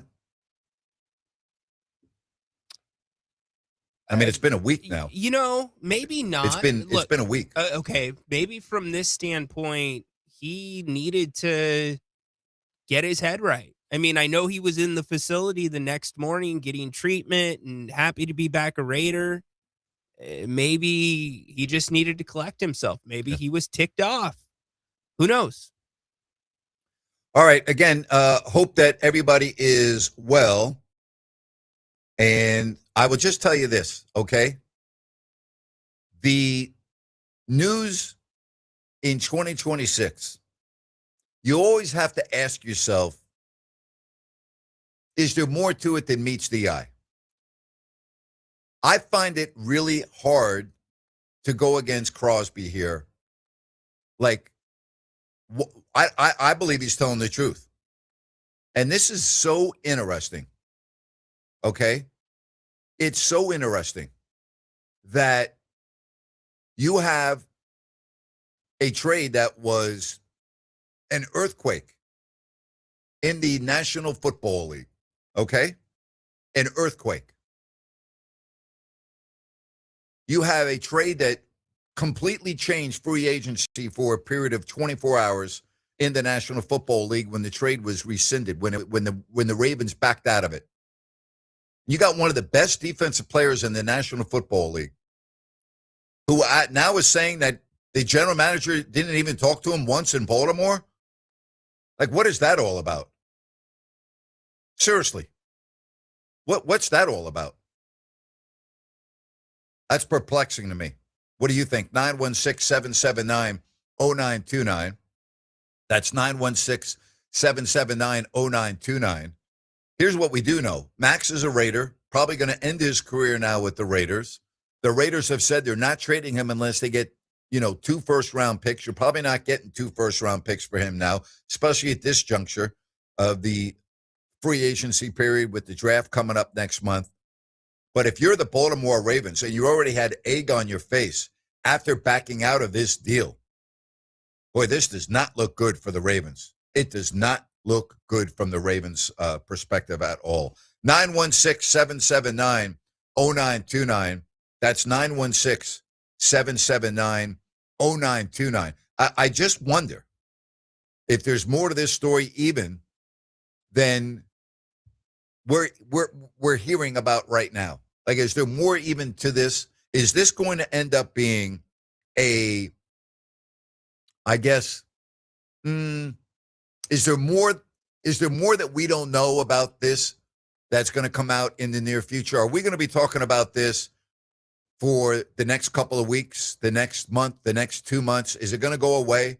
Like, I look at the news of last week, right on the eve of free agency, one day before you were allowed to start signing players, the Baltimore Ravens back out of this deal and signed Trey Hendrickson. And as Diana Rossini from The Athletic reported, that they were talking to Hendrickson while Crosby was in the building. Well, who is he in the building with? Just the doctors and the trainers?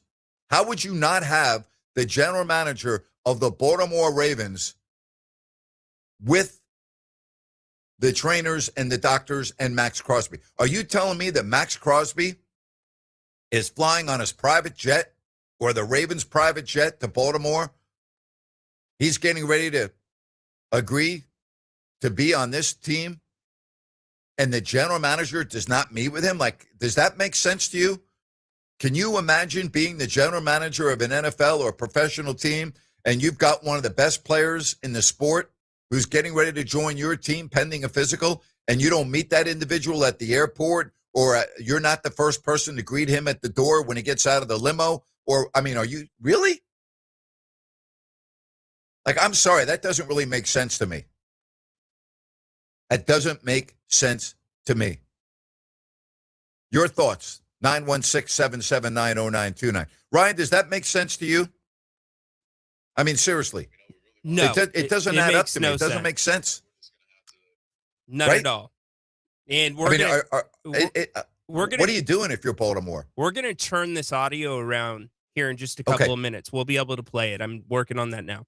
Okay, great. I'll leave you alone. All right. Very easy. All right. There's more to this story, and we'll get to it. Grant, if this Max story is true, the NFL needs to investigate the Ravens and penalize the Ravens because there are many dominoes that happened after that trade was nixed. Said from the 209, it's going to be worse if Hendrickson has a season-ending injury next season. Pray he doesn't and stays healthy, but this isn't a good look for the Ravens. Hey, Grant, what was the name of that air conditioning company? That is DAS Mechanical. You can go on their website, D as in dog, A, S as in Sam, mechanical.org. Tell them you're a fan of the show. They are going to take great care of you. DASmechanical.org. Tell them that you're a fan of the show, and they will take great care of you. Promise you there. Again, look them up, DASmechanical.org. Well, I'm just wondering, all right, where this ends up, okay, goes. I don't know. We're going to hear more. We're going to hear from this, and we'll let you get your own opinions. We'll hear, because I'm kind of speechless right now. I don't understand. This is really significant news. And he's also talking about the head coach of the Ravens, Jesse Minter, the new head coach replacing John Harbaugh, that he acted shady. All right. Hey, by the way, happy St. Patrick's Day. Guess what's going on at Bennett's? Corned beef cabbage. So if you want to really celebrate, because I just got a message from an individual getting ready to go to Bennett's, celebrate St. Patty's Day with your corned beef cabbage tonight at Bennett's. So happy that you're with us. 916-779-0929. That's 916-779-0929.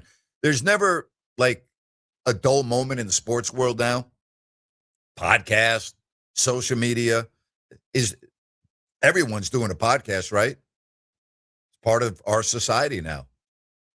Athletes, right? Right after a game, they're getting on and doing their podcast. They're talking to everyone via their podcast. Breaking news, Max Crosby, last week after he was traded, went on his podcast, talked about going to Baltimore, talked about leaving the Raiders. It was an emotional podcast. It's everywhere.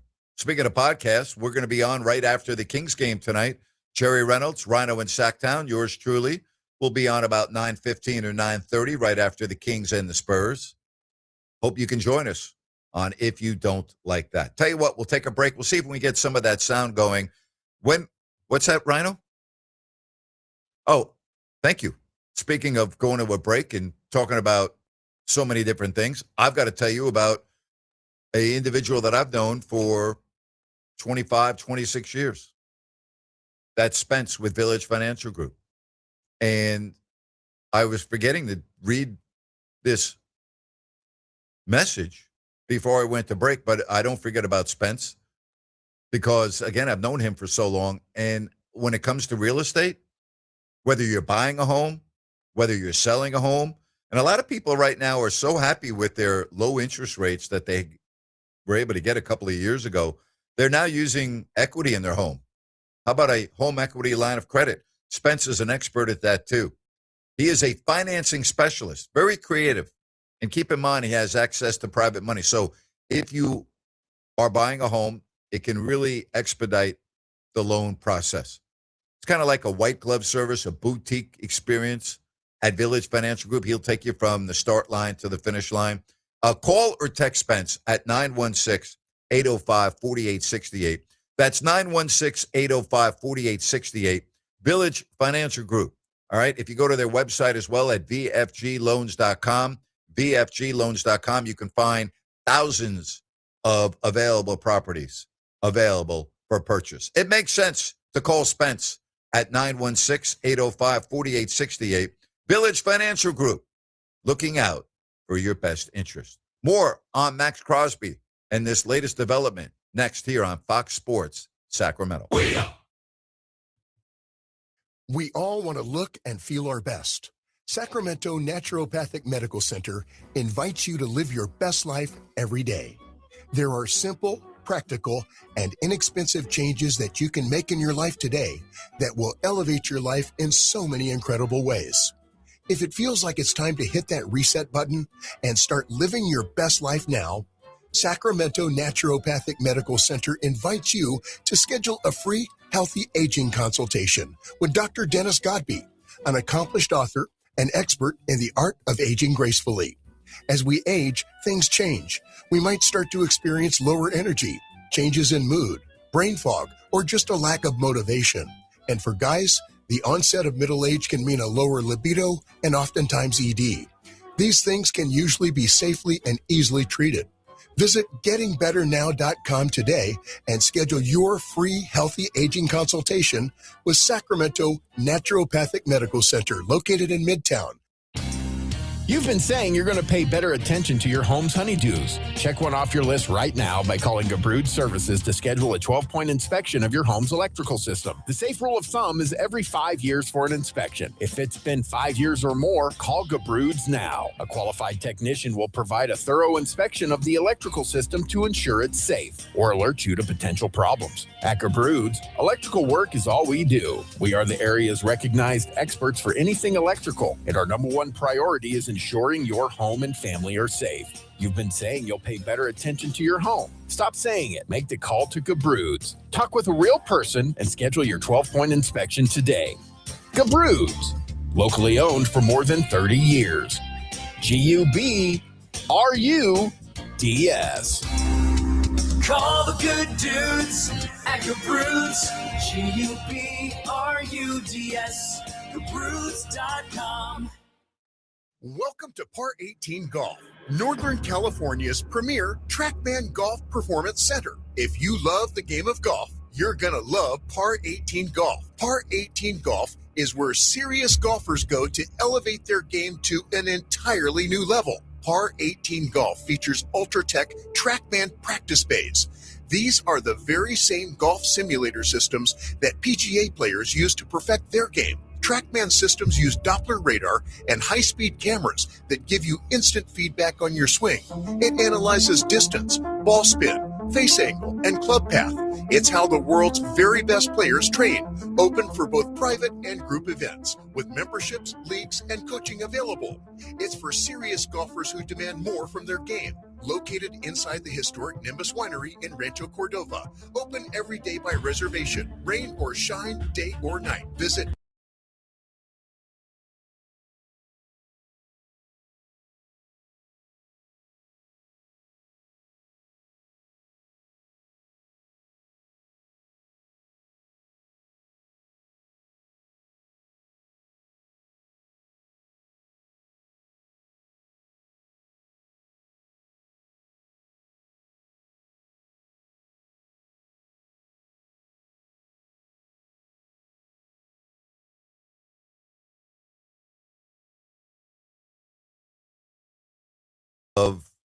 I believe it was last Tuesday, but it was right before NFL free agency was going to begin, that Max Crosby was not going to be with the Baltimore Ravens and that he was going to have to go back to the Raiders. Say have to. He has no problem with that.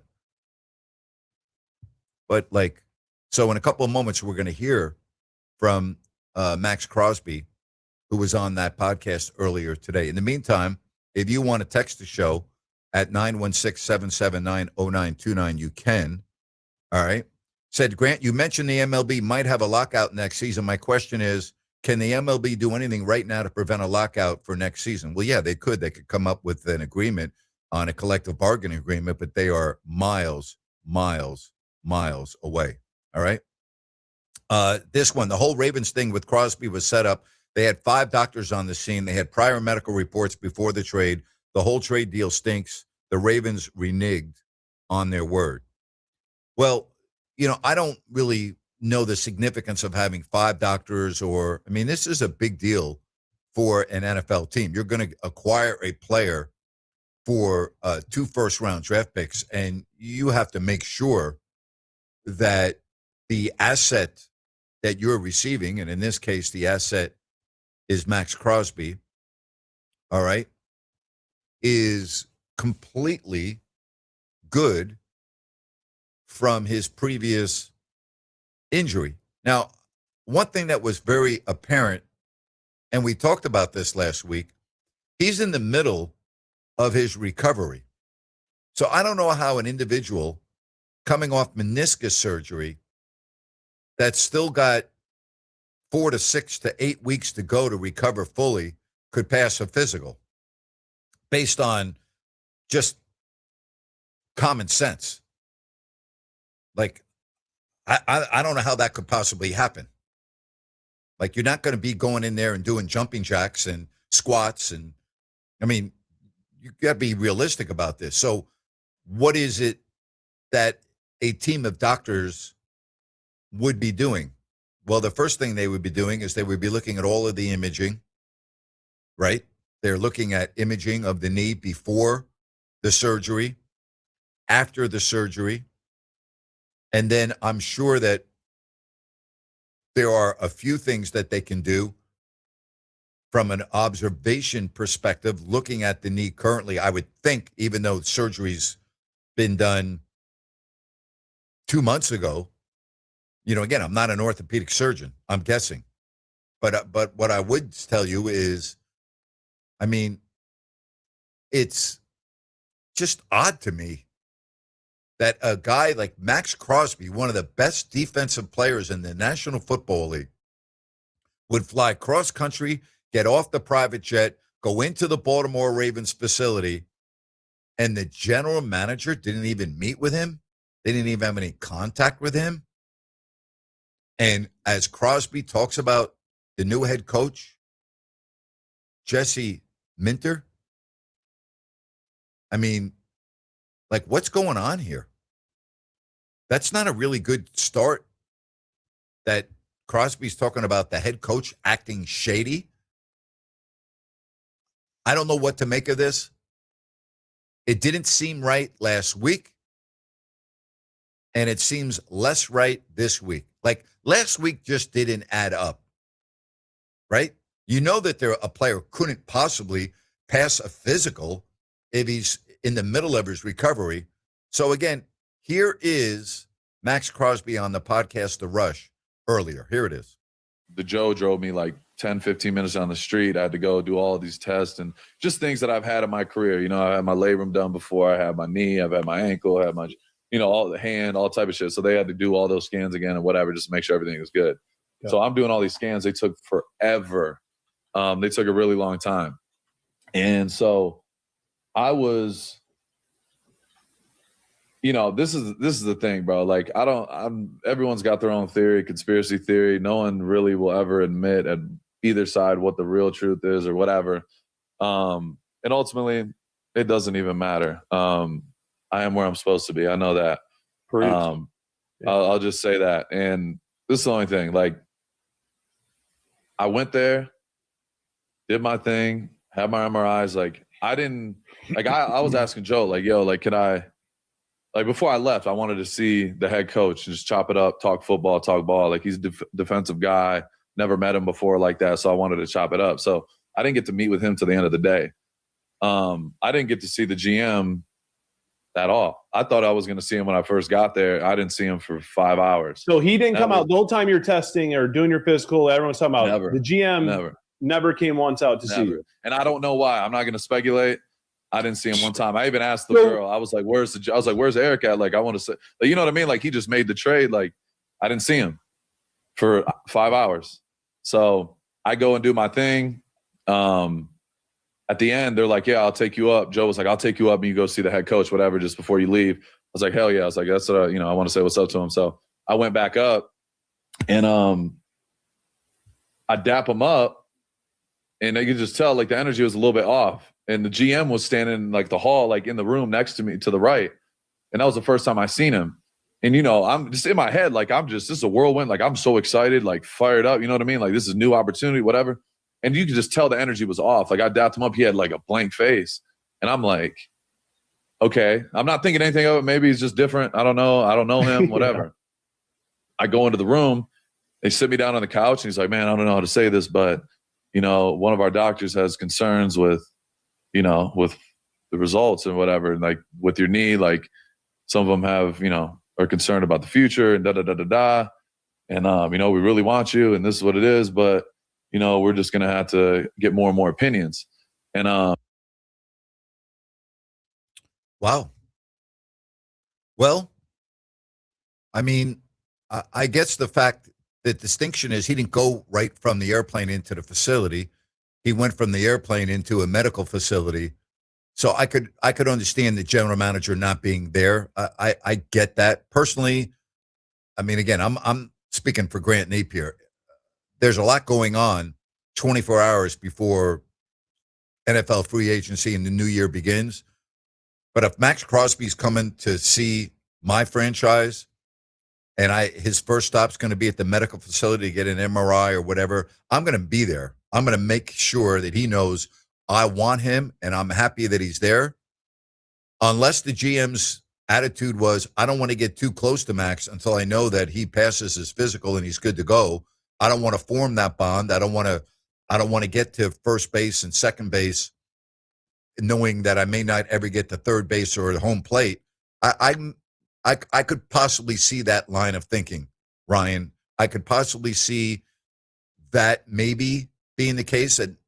How do you feel at 916-779-0929? In other words, this is a multi-billion-dollar business. You have to make sure that everything is right from the get-go. In other words, you must have the certainty from your doctors that he is going to be good.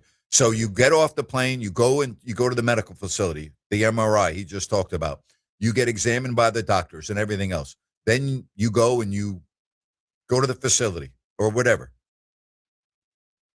And I'm sure that the general manager got a call saying, "Hey, this is not good." But shouldn't the GM come tell Max Crosby that it's not good? I don't know. That's the part, the communication part. That's the part, Ryan, that this is a little fishy to me. This is where it's super fishy to me. And I think the way you laid that out is feasible, right? But they had, and Diana Rossini said this, they had everything before they offered the 2 draft picks. They had all of the information. They talked to the surgeon. They had looked at the scans, right? And if you also listen to what Diana Rossini said, they did the scan and then they decided to have 5 independent doctors after the scan to look at this. Now, when Max enters the building, I don't care if you have cold feet or not. If the player, I would expect the GM to be at least shaking hands with Max and not Max having to ask to see the GM and not see the GM. Yeah. Ask to see the coach and not see the coach. I mean, it kind of feels, and as you can see, he's kind of laying out like this is kind of weird. You know, like, Grant, you see these things all the time when the players are welcomed, the cheerleaders are there, the entire office staff is there. Yes. You know what I mean? Like, Yes. Something was weird here. And if you can't pull Max in, if Max is at the point where he feels like something's off before he's even been asked to come upstairs, something's probably a little off, Names. Yeah. You know what? They wanted Trey Hendrickson, and they probably were. They decided that maybe they thought they couldn't get Hendrickson, and then they found out the day before they could get him, and that's what they wanted, and they just felt that was a better fit for them. That's what it seems like to me. It seems like they had buyer's remorse when they wanted a certain car, and then another car became available, and they liked that car better, and they wanted to get that car. That's what that's what this appears to be to me. You know what it feels like to me? What? They were looking for the doctor to say, yeah, I'm not sure about the long term, because it wasn't the immediate term. It was 2 or 3 years down the road. So what that means, and this is pure speculation, Dr. One reviews it. Yeah, we don't really see any problems. Maybe this. Okay, we'll get a second opinion. We don't really see any problems. Third opinion, we don't see. They're going until they get a doctor that has a issue with it to finally say, all right, Max, we can't do this. That is how it feels. Yeah, you need 5. I mean, we're talking about meniscus surgery. We're not talking about open heart surgery, all right? We're talking about a knee. There are thousands of these surgeries done every day, okay? Thousands in America every day. This is not considered a significant surgical procedure based on an athlete's recovery. You understand? It's not like an Achilles. It's a meniscus. And athletes go through this all the time. It doesn't make sense to me. Nothing makes sense to me. Grant.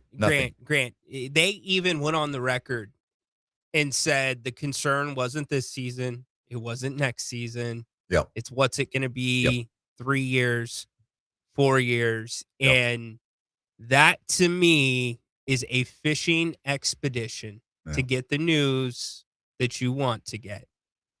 That's how it feels. Well, we're going to talk more about this with Sean Salisbury right after Grant's rant in a couple of moments. I am going to do a rant right at 5 that I always do, and then we'll get to Sean. We're going to talk to him about this. Sean's a huge baseball fan. We'll talk to him about the WBC and the championship game, or the whatever you call it, the final game. And that is going to be starting here in just a little bit, so we'll talk to Sean about that. Your phone calls and text messages always welcome at 916-779-0929. That's 916-779-0929. A lot of messages about my conversation with Jerry West. No, it was not about DeMarcus Cousins. I'll just tell you that so you can cross that off your list. Again, 916-779-0929. We've got another hour left in the show. Don't forget, tonight over on YouTube and X, Jerry Reynolds, Ryan, and Sacktown, and myself will break down the Kings and the Spurs as De'Aaron Fox back in town, Victor Wembanyama, Harrison Barnes, and the red-hot, sizzling San Antonio Spurs in the house tonight here in Sacramento. When we come back, though, Grant's Rant, Sean Salisbury, 1 hour remaining. Right here on the Grant Napear Show, Fox Sports, Sacramento.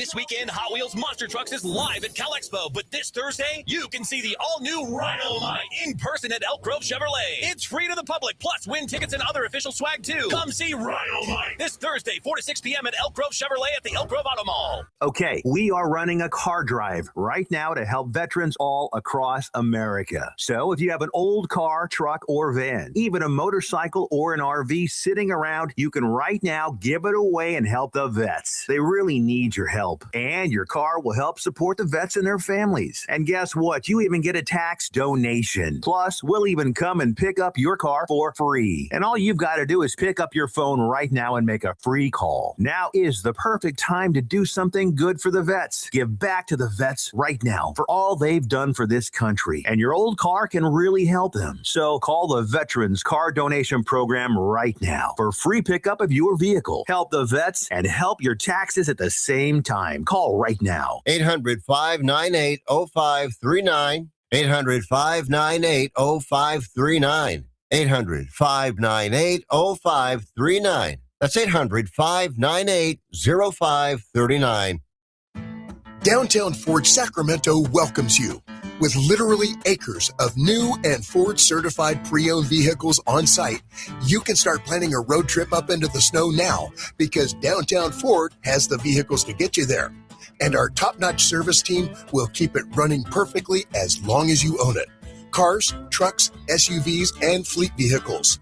Downtown Ford Sacramento. Open daily on Howe Avenue next to the How About Arden Shopping Center.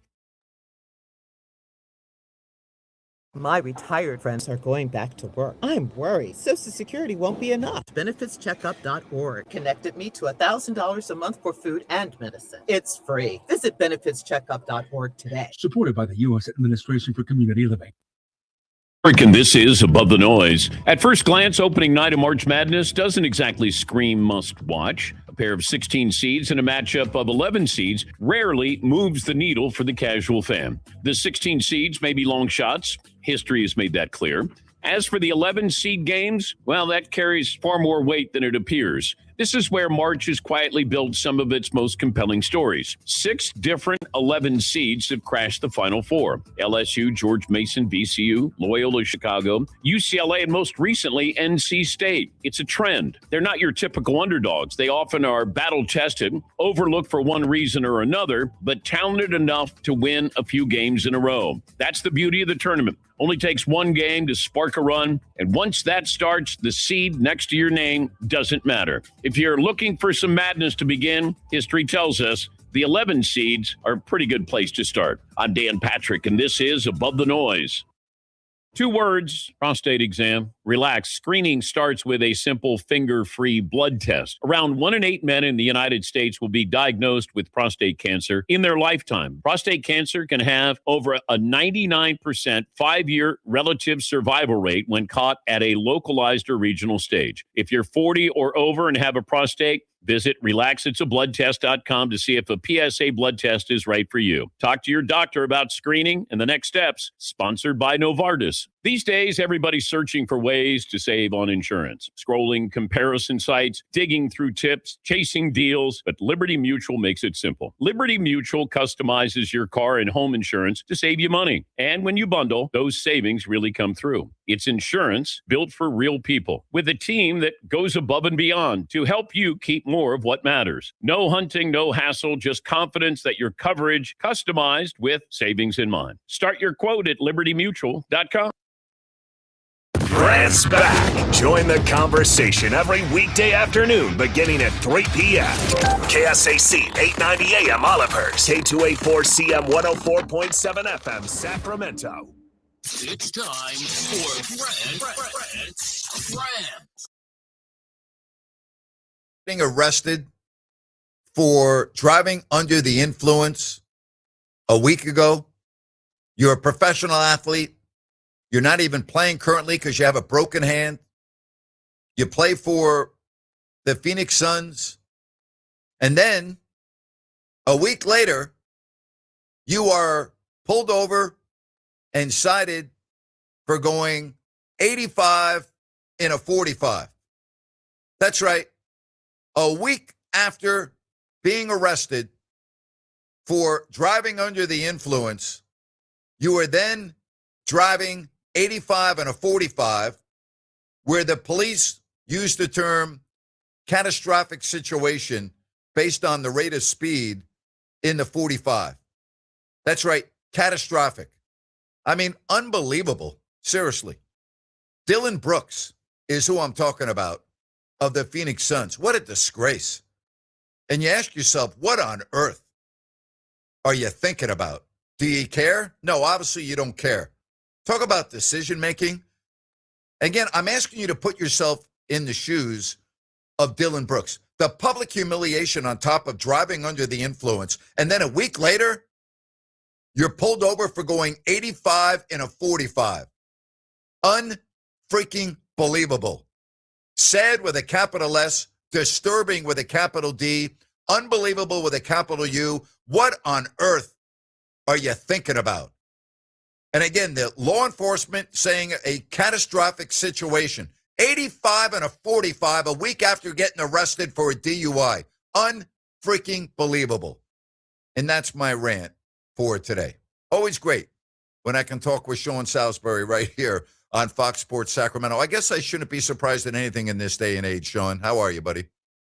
No, you shouldn't. And great rant by you, and I'm doing well. Thank you very much. And some guys don't get it and never will, and I think we have a problem with whether it's a certain age group or a certain career, whether it's athletes, and maybe it's like this in life, but we're focused because we're sports guys that, quite frankly, think they're above anything, and they just think they won't get caught and they're untouchable. And we'll continue to coddle them with teams and let them happen and let them play and do all the stuff that we do. So, you know what? Yep. He's fortunate because all he has to learn from, does he need me to run through some guys in the past who've been driving too fast in crowded areas and has ruined their life and killed somebody else? There's a wide receiver that used to play for the Raiders. Yeah, I talked about him earlier in the show. Yeah, who I guarantee you, or at least I hope, would think twice about doing it again because his life completely changed over that, and he changed the course of a family's life. So while it didn't happen this time, eventually, if you're going to continue to rob Peter, paying Paul just won't be a slap on the hand, and that's the unfortunate part for some of them. But the entitlement that goes on with athletes exists every day, and quite frankly, it's annoying, and it's maddening, and it's tiresome, to be honest. You're never short of an opinion, and I talked about the Henry Ruggs situation in the first hour of the show because he is probably going to be released from prison here in the next several months here in 2026. And I talked about the Michael Vick story, although that was, with dogs. I've talked about players in the past, Sean, that you've been on the field against that have come back from vehicular homicide to resume their career. And again, this is my opinion. This is not about law. It's not about what is going to happen. It's just Grant Napier's opinion. I personally think that when you are driving under the influence, in the case of Henry Ruggs going 125 miles per hour in the middle of the night down a Las Vegas street, and you take the life of an innocent person and change that family's trajectory forever, that you don't have the privilege anymore to play in the National Football League or in pro sports. I know that wouldn't hold up in court, but that's how I feel. What do you think about that? Because a lot of people think he's going to be back on the NFL field in the next few years. Yeah, and making more money than the family that of the kid he killed probably than they ever will in their life. Okay, and I'm not saying this is a money situation, but Grant, I understand that each situation's different. But I'm with you. I always lean toward that, and we aren't the law, and I know that trying to hold something up in court. But when people say, first of all, playing pro sports is not a right, man. It's a privilege. There's no doubt about it, and playing it for a long time. But I think there are things we do in life, and we can get into, outside athlete. You see it all the time on, guys raping kids, and we see it. I read another story about, and they're out walking the streets 2 years later, right? And despicable. And oh yeah, you know what? It's okay. He's rehab. No, you to me. When you decide and make the choice, and Henry Ruggs, I don't know Henry Ruggs, but I know when you decided to make the choice and get behind the wheel and go. And all of us who've been down that street in Las Vegas know exactly. I mean, who does that? But somebody that made the choice. That's not an accident. That's a decision. And he made a decision that not only put him in jail, and broke the law by a lot, but cost somebody else their life and a family that'll never recover.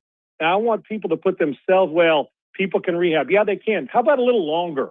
How about you suffer your pain just a little bit longer so you're doing your time? And I don't really care how good you are in prison. You want to know why? Because I understand why you are, because you're probably scared to death every morning you wake up. That's why.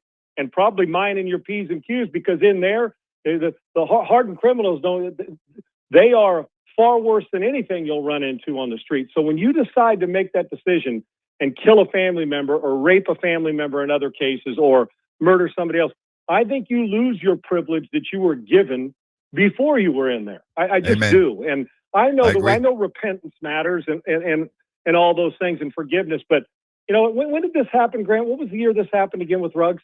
What was I think it was 2 to 3 years ago, right? Okay. Or was it more than that? How in the world?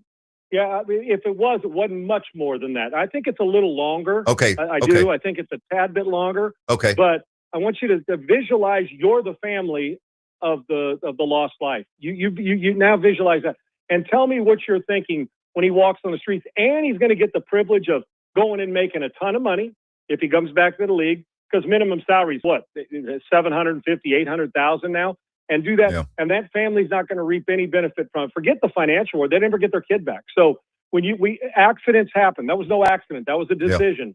And so to me, just like I said, it's not a right to play pro sports. It's a privilege. And if you're fortunate, you play 10 years. If you're decent at it, you play 5. You're fortunate, you play 10. You play more than 10, then you're living a good life. So for me, I just think we're too easy on people, not in an accident. I get an accident, but on a decision that was made that you not only put yourself in a bind, but you're fortunate. And when I say fortunate, it could have been a full family. You took somebody else's life, and that's one's too many. And imagine. So the question is, has he learned his lesson? Has he learned his lesson? So now I always err on the side of, you're going to have to suffer a little longer, because the family deserves to know that somebody cared about their kid. Because obviously he didn't. And maybe he'll rehab and be because we've seen it. We've seen a lot of rehab. But you know what? When you have that come to Jesus and face your own mortality, meaning in prison, or that fear that gets in, you can be rehab. But you know what? At times, I think a little scare you straight, a little longer, scare you a little straighter, just to make sure that the message was sent. Whatever he's served, it ain't been long enough. That's a fact. Because if it was your kid or somebody else's kid, I would imagine we'd feel a lot stronger about it than some people probably will. Because I guarantee there's some say, good, it was an accident. No, that's not an accident. That's a poor decision. And there's a big difference. Well said. All right. It's been a week since the Ravens backed out on the Max Crosby deal. Max was on a podcast just today, and the news has come out, and he said on the podcast that the Ravens general manager never even met with him, and that Jesse Minter acted shady. And so I know you weren't behind the scenes. I know that you weren't there. I wasn't there. I just find it odd that Diana Rossini of The Athletic, who's really an outstanding NFL reporter, she said that while Crosby was in the building, they were talking to Trey Hendrickson. This whole thing sounds fishy to me. Sean, your thoughts? Yeah, that I did know, that the last part, because I talked about it on my show. It's what it reminds me of, and my affinity. I love Lane Kiffin. But remember when Sam Levitt was transferring from Arizona State, said he was going to LSU, Lane Kiffin was sitting in the building with the quarterback from Washington at a basketball game, while he's sitting with one and on the phone with the other. And it just so, as the talks go. And then they end up signing a third one as the second one, meaning USC. Hassan, the Longstreet kid from USC, who's now there with Sam Levitt, and the kid went back to Washington. So in a different way, it's similar. And listen, Grant, I'm just going to tell you, we should not be shocked. I'm not talking about the mentor or anybody in particular. In this case, it is the Baltimore Ravens. But this happens in college and in the NFL more than people think. Honestly, it just does. Of you're entertaining one and entertaining the other. You know, you got one, but you're playing with the other one just in case. I don't doubt for one second that they were talking to Trey Hendrickson, that Max Crosby's there. I actually think I don't think this came down to just injury, well, for any stretch by any stretch of the imagination. I think it came down to because they knew all they saw all the pictures. They knew what Max Crosby did. He was going through rehab. They knew everything about it. Sure. When he walked into the building, they got cold feet. And I do like the Ravens organization when Ozzie Newsome was there and all the way down and now has been a fantastic organization with John Harbaugh. They have. Bisciotti's been a great owner. He stays out of the way. They just have been. But they botched this. They still get a great player. Hendrickson can play. I understand why you'd get Hendrickson, but the cold feet to send him there and then to back out, and this window that the NFL gives them, the remorse window or whatever, I call it a remorse window, where you're like, I don't know. But they knew that when he got on his plane to go out there, and they were entertaining both. And I actually think they thought, we don't have to give up two number ones.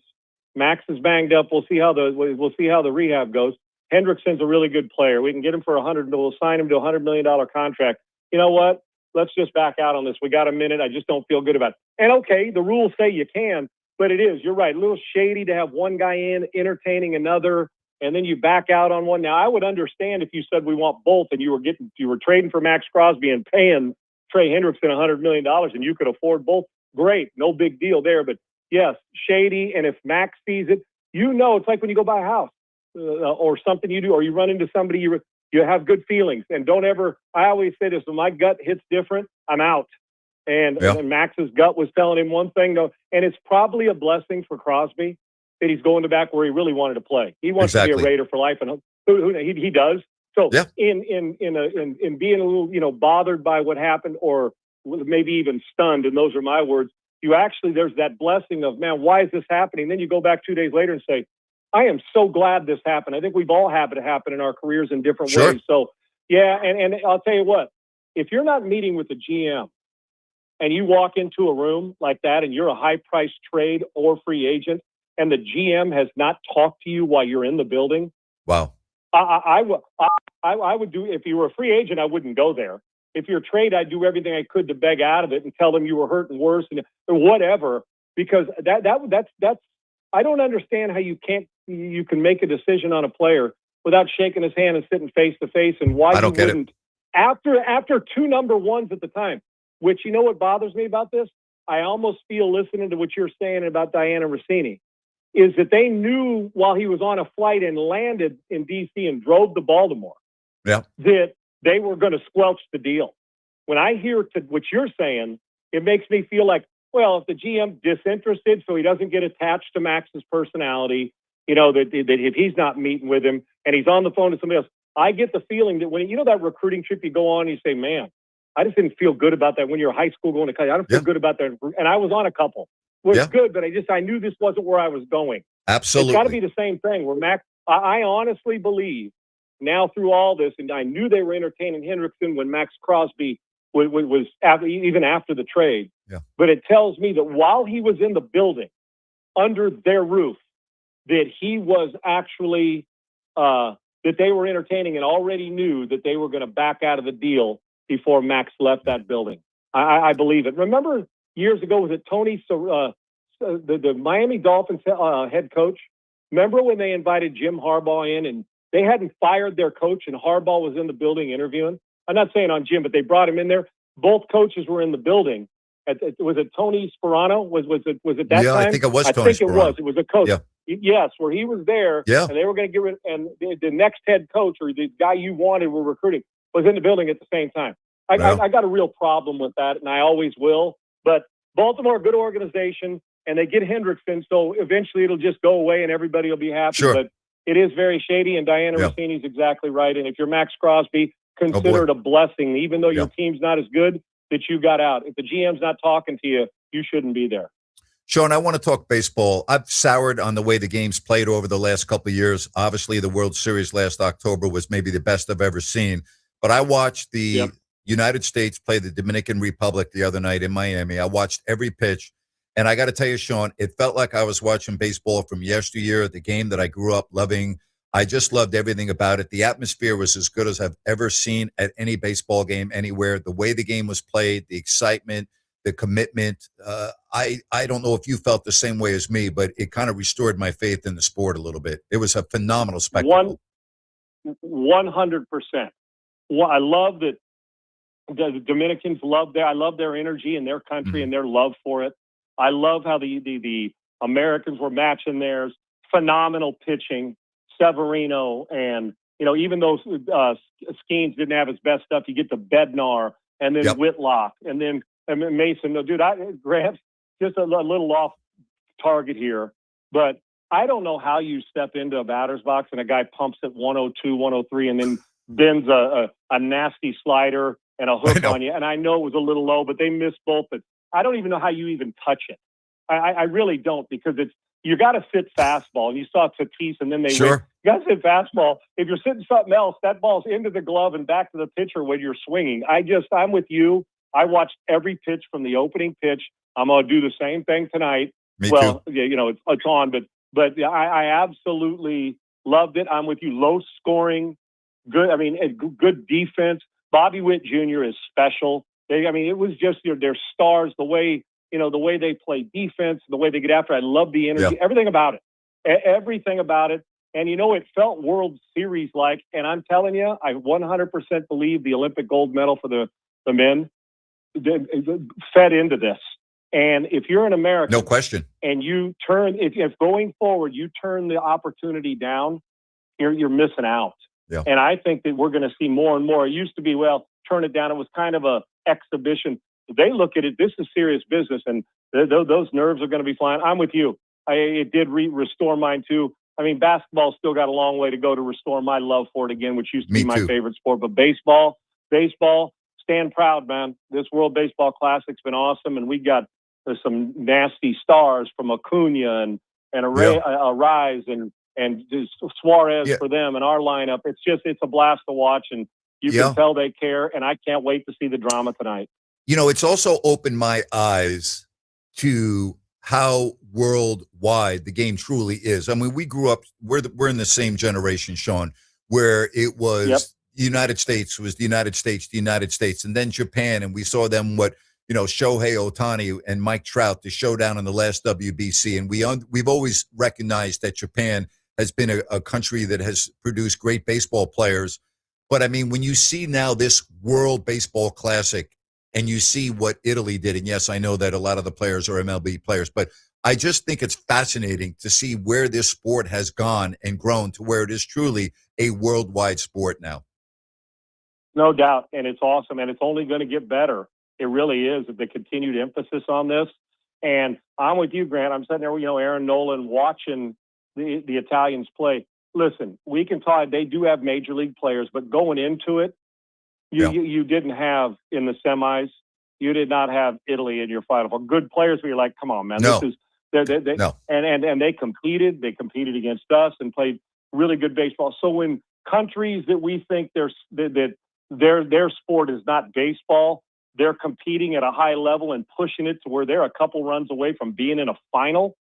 It is widespread. You know what it reminds me of, Grant? And it's still going on, but in youth soccer, the influx when you and I were like adults, but young adults, and how it just everywhere. The Americans were getting in. When I was growing up, soccer became, this soccer thing. People loved it. It was Pele, and then now it's everybody. And we love going to soccer, and you take your kids. I feel like baseball, what soccer did for us in the United States, or even hockey when Gretzky came here, even though you get my point, is the emphasis on that. Hell, American teams are winning the Stanley Cup on a regular basis. I feel like baseball's doing that for countries we never expected to be competitive. We know about the Dominican and Venezuela and Puerto Rico and, those countries, and Japan. But man, as you mentioned, Italy, and we're taking it more serious than other places. I love it. Venezuela has never made it to the final, and here they are. It's pretty cool, man. And it has hit, and it's spreading. And if we keep playing it like this and the best go, then this is going to be a fun watch every time we get to see it. Well, as Ronald Acuna Jr. walks up to start the World Baseball Classic for all the marbles, I'll say thank you very much. You can go and enjoy the game, first pitch and a base hit. So I love talking to you each and every week, buddy. I appreciate you. Enjoy the game tonight. Me too. And real quick, Grant, I hope it's Acuna facing Mason Miller with two strikes. I mean, in the bottom of the top half, and he got to come in and close it out. The best versus the best. Let's get it on, man. I can't wait. Have a great one, buddy. I'll talk to you next week. Thank you. All right. Sounds great. That's Sean Salisbury. Really good stuff here. But it is underway with Venezuela and the United States. One pitch and a hit already. Wow. It's going to be a lot of fun.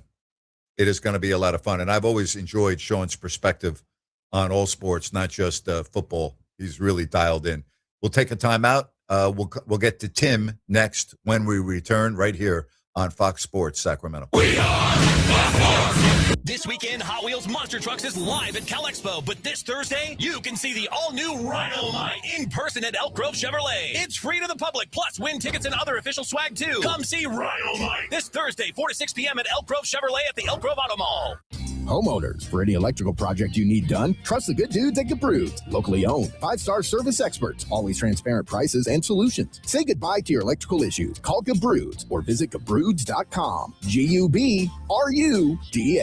Okay, we are running a car drive right now to help veterans all across America. So if you have an old car, truck, or van, even a motorcycle or an RV sitting around, you can right now give it away and help the vets. They really need your help. And your car will help support the vets and their families. And guess what? You even get a tax donation. Plus, we'll even come and pick up your car for free. And all you've got to do is pick up your phone right now and make a free call. Now is the perfect time to do something good for the vets. Give back to the vets right now for all they've done for this country. And your old car can really help them. So call the Veterans Car Donation Program right now for free pickup of your vehicle. Help the vets and help your taxes at the same time. Call right now. 800-598-0539. 800-598-0539.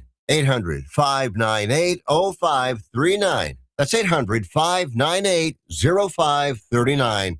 Investors, keep listening to learn how to get your free gold report. A currency crisis is upon us. The U.S. dollar has been the world's reserve currency for over 50 years, but that is changing. It's time to protect your retirement. Decades of reckless borrowing and spending have critically weakened the dollar. The U.S. has become the world's biggest debtor with over $35 trillion in debt. Plus, the dollar's become weaponized. Countries are dumping it. Investors who wait until it's too late could lose big. There is one safe haven: gold. Diversify your portfolio with a physical asset they can't take away. Call the Reagan Gold Group right now and ask for your free gold guide. Here's our number. 800-941-4184. 800-941-4184. 800-941-4184. That's 800-941-4184. Out here in the middle of all these acres, it can feel like you're the only person on earth. And sometimes that's how it feels when you're going through tough times. Trouble sleeping, your mind racing. So what do? We get help. There are people in our community who are here for us. Sometimes just talking to someone can make all the difference in the world. Find more information at loveyourmindtoday.org.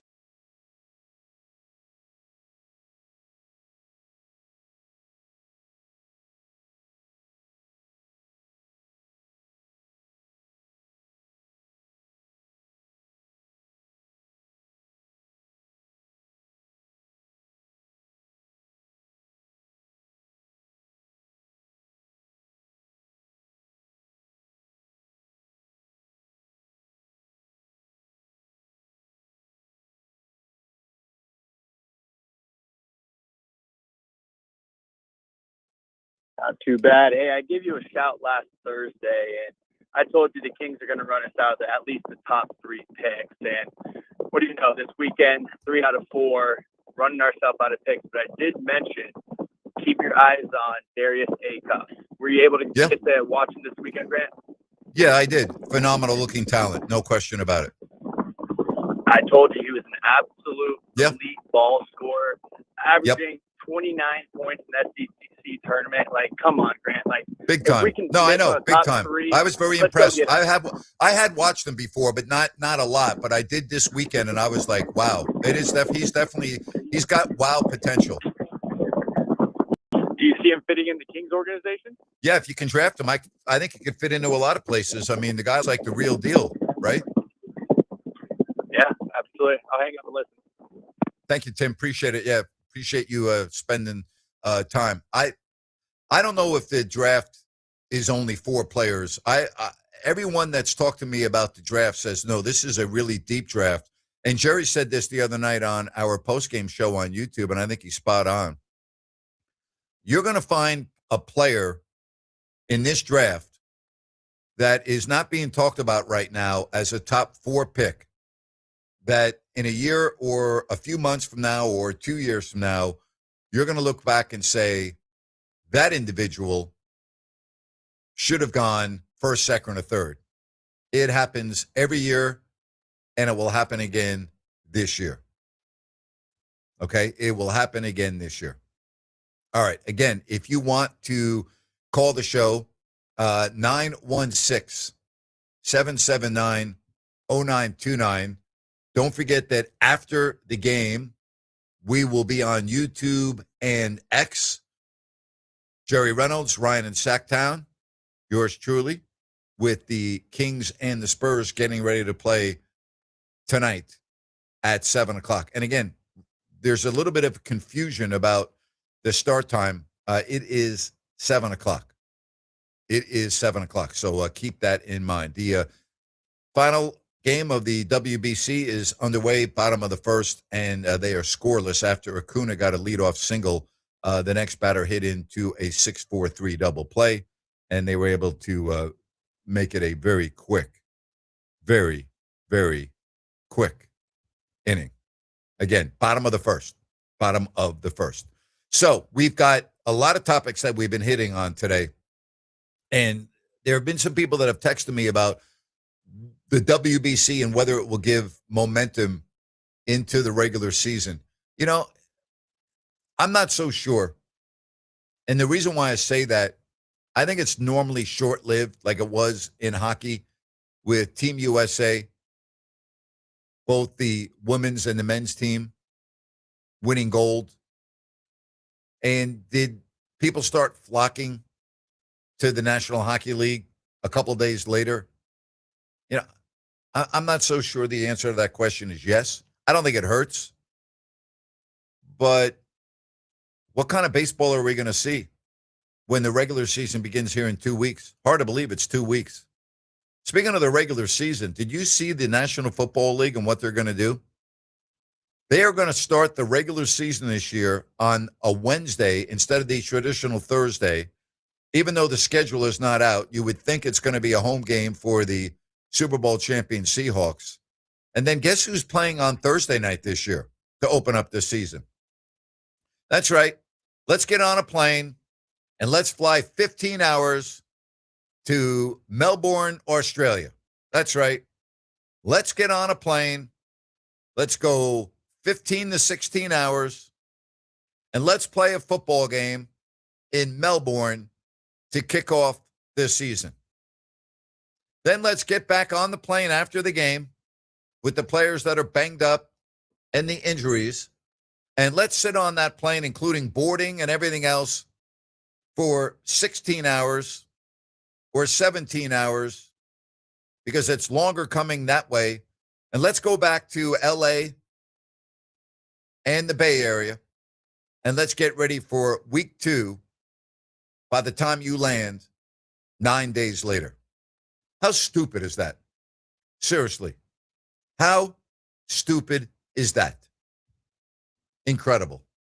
Now, because the NFL has already decided that Melbourne is going to be part of their international schedule, if you got to play the game, then it does make sense to play it in the first week instead of the middle of the season. So at least that part of it makes sense, but it does not make sense to me to have a regular season game in Melbourne, Australia. Have you ever been to Australia? Have you ever flown to Australia? from San Francisco or LA? Have you been on a plane that long? For 15 hours, 16 hours, 17 hours? And listen, I understand that they're not going to be sitting in a middle seat in economy. I get that. But the time difference and everything else, for some of these players that are, 6'4" and 300 pounds, your offensive tackles and offensive guards, I don't care what kind of plane you're on. This is brutal. It is absolutely awful. Makes no sense to have a game in the regular season in Melbourne, Australia. All right, the latest, Malik Monk is out. Rhino, let's hope that he's okay. I'm a little worried about him with his sore ankle. You think he's going to make it? You think he's going to be able to survive? Well, I would hope so. I mean, he does have health care here. He doesn't have to go to an Australian hospital. Good point. So it's kind of... You don't think he would have to go to a hospital, though, for soreness, do you, on an ankle? Well, you never know, Grant. I mean, the rule in school, if they get held out of school a couple of days, you got to get a doctor's note. Maybe an MRI? Yeah, who knows? Is that the rule in school now? Depends on the student and how much school they have missed. Oh. But yes, some kids have to get notes after a couple of days. What about if you're in homeschool? You get to make your own rules. Oh, okay. Gotcha. Like if you have a kid that you're homeschooling, yeah, and they just don't like going to the doctor, then you could say, well, school's forcing you to go to the doctor. Get around it that way. You know what's so funny? My son cannot stand going to the doctor. He is so afraid of needles. Kids do like going to the doctor. I've never met a kid that likes going to the doctor. Okay, that's fair. But then there's like, I hate it. I start feeling sick if I'm thinking about going to the doctor. My blood pressure goes up. Is it the equivalent of taking a pet to the vet when you walk into the front door and the dog or your cat? I don't have a cat, but the dog always knows they're going to the vet and goes crazy. And they're like shaking. Yeah. Like it happens all the time. For sure. Especially if you don't take your dogs out. That's the only time you take your dog in the car. Yeah. It's like Pavlov's dogs. They know we're going somewhere we don't want to be. But my dog was always in the car. I love going in the car. Love it. Love it. So anyways, Liam he got an ear infection. And the doctor said, we want to see you back in maybe 2 weeks. Make sure the meds worked. And this kid is on me now about scheduling the appointment. I'm like, really? Oh, you're cool with the doctor now. I'm getting text messages. When's my appointment? When's my appointment? They give him a lollipop or something when he left or some candy? What's that all about? No, I guess maybe he got over it. Okay. Well, that's good because, for him. Yeah. I've never met anyone that likes going to the doctor. Do you know anybody that likes going to the dentist? No. Well, okay. Well, I mean, it's the same thing. Who likes going to the doctor or the dentist? Nobody likes going to the doctor or the dentist. There is a loophole with the dentist that can make it tolerable. And what's that? If they give you the gas, whatever the gas is, yeah, that makes it tolerable. Yeah, that's an interesting experience. Yes, definitely is. Yeah. But yeah, okay, dentist or doctor for you? Which one's worse?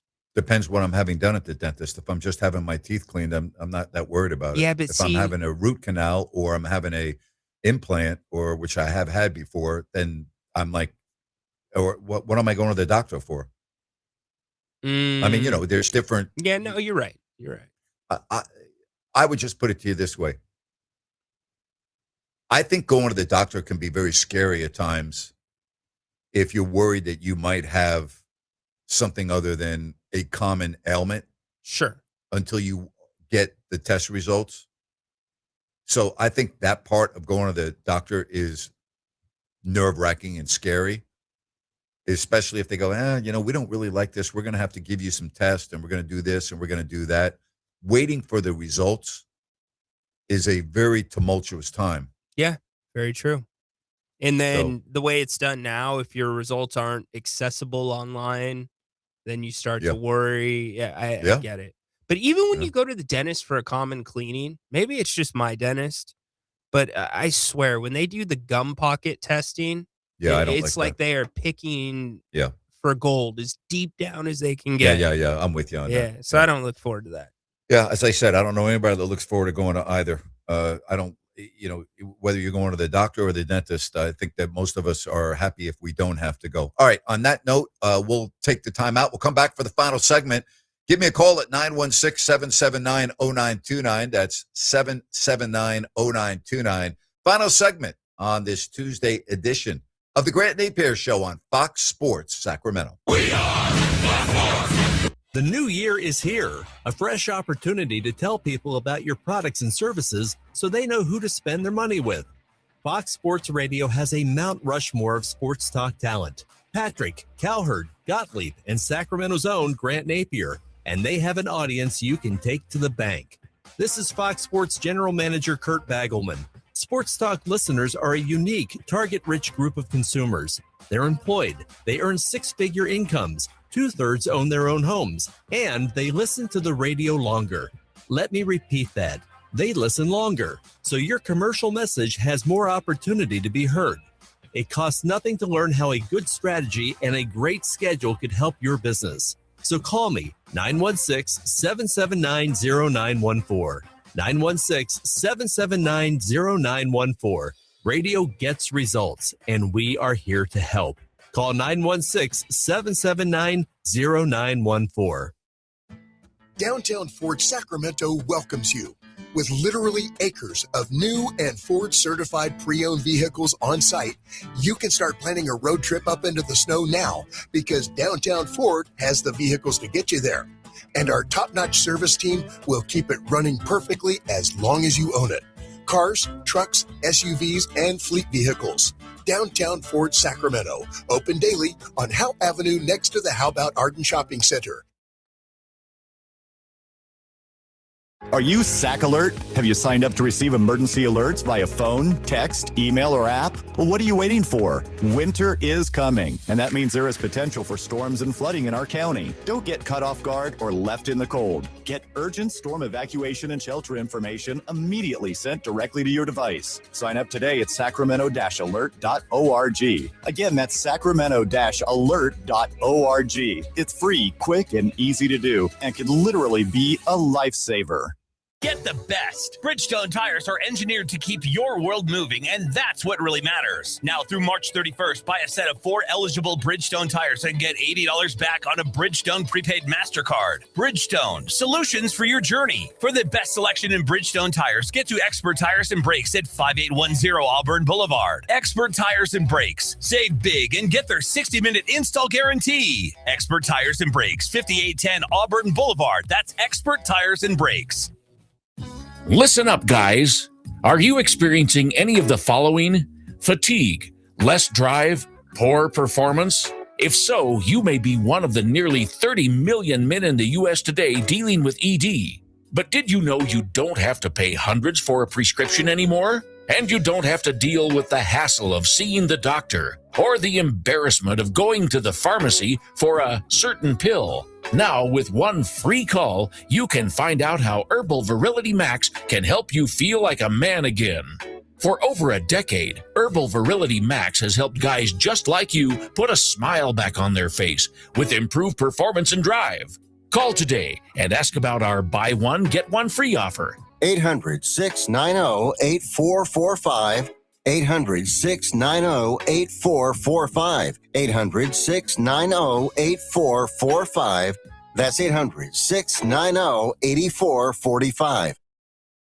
As veterans, we're no strangers to helping others. That's what we were taught, service before self. But we do have one question for the veterans listening. When was the last time you reached out for help?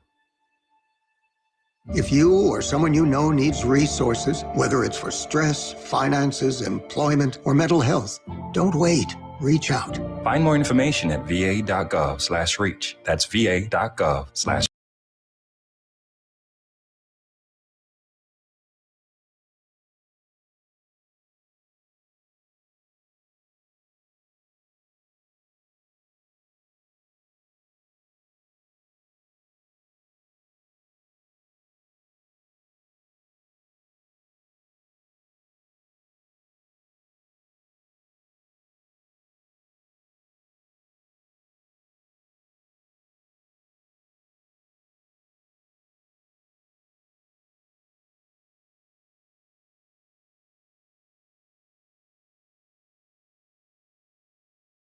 It wouldn't surprise me.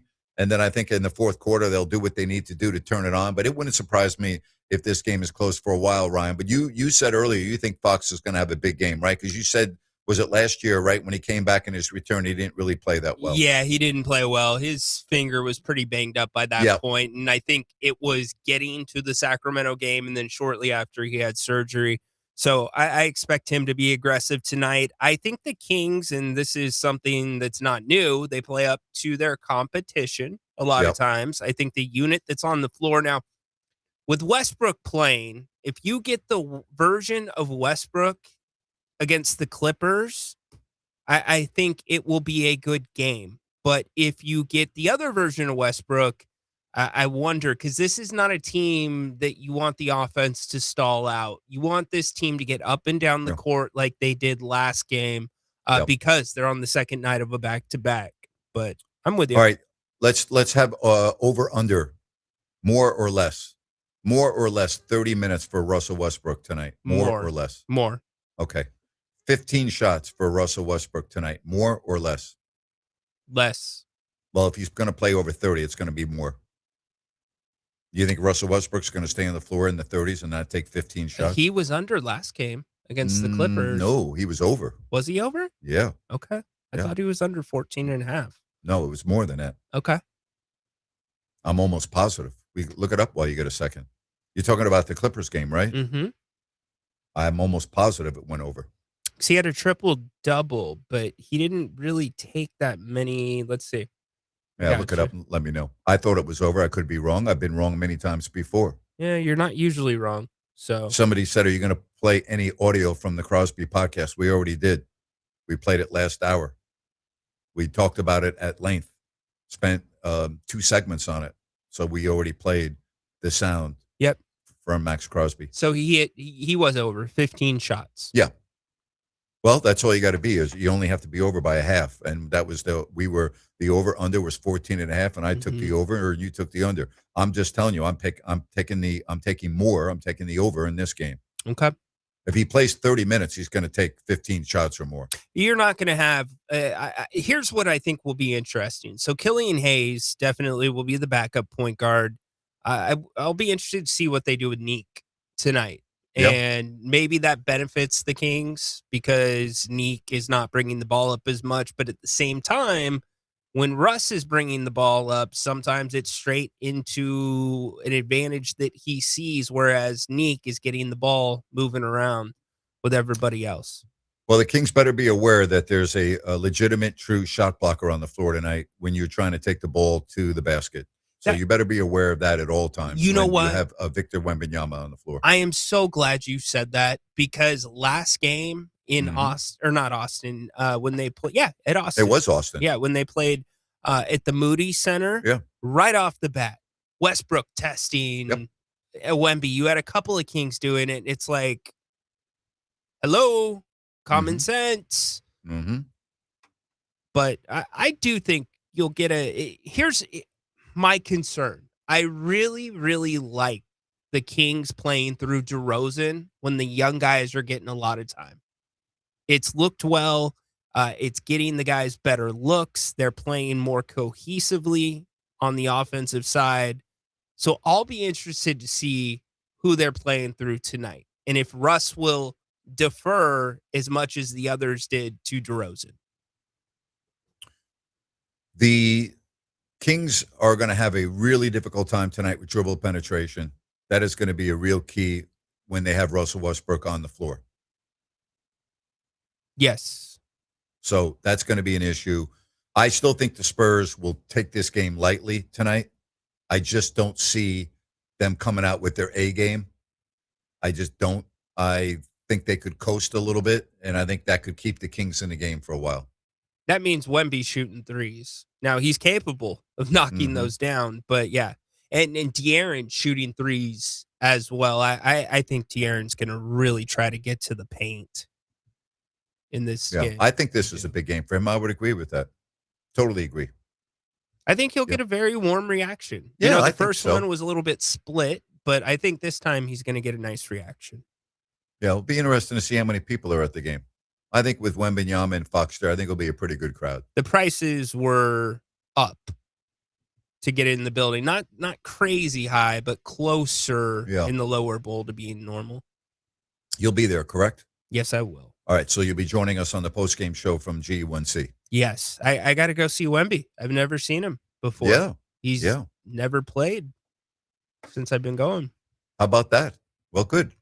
Good. Yeah, you can't miss that, right? Yeah, looking forward to it. All right, we'll be on after the game. Remember, post-game show, Jerry Reynolds, Ryan, myself, probably 9:15, 9:30 over on YouTube and X. Still no score. They are in the top of the third in Miami with Venezuela and the United States. Again, top of the third, Venezuela with a leadoff single with no out in this. Are you watching the game at all or not really? Not right now, no. Okay. I'll catch some at the arena. Okay. All right. See, by the time you get to the arena, game will probably be in the 7th inning, 6th inning, 7th inning. These games have moved along pretty quickly, actually. Well, the last game against Puerto Rico, that did not, or the Dominican Republic, excuse me, that didn't end until halftime, and it was a 7:00 game. Yeah, too. you're right. That game did go on a little bit. You're right. You're right. That is very true. There were a lot of long counts in that game, and pitching changes. Yeah, that game did move a little bit. It was such a phenomenal spectacle. I didn't even care. It was such a great game. Napes, Jason, I don't know if he's serious or not. The Kings could get the 8th spot. What year? What year Are could you they get talking the about spot? the draft? Maybe he's talking about the draft. I think he's talking about the draft. Yes, they could. I would say it's highly unlikely they're going to fall that far. Highly unlikely. Highly unlikely. I think they lose tonight. I think they'll lose against Philly, and I think they'll beat Brooklyn. What did we talk about all year before this season even began? We pointed at this stretch in March as a lot of winnable games. That was before we even knew about the injuries. That's right. That's right. We said this. We started off saying if the Kings could get to Thanksgiving and be right around 500, they would be in good shape because that's when the schedule started to lighten up. Right. And I said the chances of that would be slim and none. And Slim just walked through the door. Slim walked through the door halfway around the world over in Hong Kong. So okay, true. that's where Slim is. Slim is not in Sacramento, and Slim's not in the United States. Slim is over in Hong Kong. Okay, just want to let you know. That's my little travel segment. Slim is recovering from a flight in October still that was 15 hours and 22 minutes from Los Angeles to Hong Kong and has not returned to Northern California. That's where Slim is. All right. Slim walked out of the door, okay, months ago. All right. Slim is having some of that great food and taking the Star Ferry over to Kowloon for the night market. That's where Slim is. Slim's not in Sacramento. Slim left a long time ago. Slim left the minute that the Kings signed Russell Westbrook. That's where Slim went. Slim boarded a plane, went 15 hours, 20-plus minutes, and is taking the Star Ferry for very little money back and forth from Hong Kong Island to Kowloon. So let's make sure we have an understanding there. All right? I mean, let's get serious here. Yeah. The Kings are not going to be taking the 8th pick in the draft. I find that highly, highly unlikely. All right? Boy, I hope the Marlins get this much attention in 2 weeks of Miami. Let me tell you, Patrick, that would be slim and none. And Slim is somewhere, okay, in Siberia. Okay, he's not even in Hong Kong. Slim on that one is in Siberia. Unfortunately, Slim went the wrong way and ended up in Siberia and now is trapped in the middle of winter with very difficult borders to get out of. And so the chances of the Marlins having any positive domino effect from the World Baseball Classic is slim and none. And as I said, Slim is far, far, far, far, far away. Far away. Far away. Come on. Come on. You know? Come on. Ryan, I don't know what else to say on that. I really don't. Are you a corned beef guy? No. Are you? Yeah, I like corned beef. I don't hate it. It's not my cup of tea. Like if I walked to a restaurant tonight and that's what they were serving, I wouldn't order it. I would order something else. Now, if it was the only thing, okay. If it was the only thing on the menu, then yes, I would have some. But it's not my cup of tea. Corned beef hash. Venezuela's on the board first with a sack fly, and it's 1-0. Go ahead. Corned beef hash has to be fresh, not the canned stuff. Yeah. Really good stuff. No, I used to, the canned stuff I used to eat. I was like, yeah, and that's a little rough for me. Yeah, you know. Yeah, it is. It's rough for everybody. I don't like the corned beef and cabbage is not my cup of tea. I'm not really into Irish food. I don't eat a lot of. Matter of fact, very little Irish food. What about a good Reuben sandwich? Yeah, I'll eat a Reuben sandwich. I don't eat a lot of sandwiches, but I'd eat a Reuben sandwich. I like a good Reuben. Yeah. I don't eat a lot of bread anymore, and if I do, I love the sourdough bread. Yeah, but I don't eat, and I like it grilled. I like my sandwiches grilled. So like a panini grilled, like a grilled Reuben, I would eat. Yeah. You would never know this. I don't eat sauerkraut though. I love sauerkraut. You would never know this because you don't like eggs, but no, that's not true. But go ahead. You don't eat eggs very much. I eat if I do, it's hard boiled eggs. That's like if I have a Caesar salad with hard boiled eggs cut up, I like that. But go ahead. Okay. But you take the grilled sourdough toast and you dip it into the over easy egg yolk. Yep. That's where it's at. Oh, okay. No, I don't do that. Don't do that. So good. I'm a very simple, basic eater. Yeah. Very simple. I can, again, you and Vlade. Well, I'm not. You're not as bad as I'm a him. gourmet chef eating my own food compared to Vlade. Yes. Okay, like That's fair. Don't even compare me to Vlade when it comes to eating. Don't even go there. I eat everything compared to Vlade. Patrick says cabbage sucks. I like cabbage. I just don't like how it's prepared with corned beef and cabbage. It's like soggy, you know? Yeah. Give me the fresh stuff. Yeah, sauerkraut, no. Corned beef and cabbage, no. I mean, if I was at Bennett's tonight and they told me I had to have corned beef, yeah, I would have it. I wouldn't. The cabbage, I would probably, I mean, I could eat it, but it's not my favorite, you know?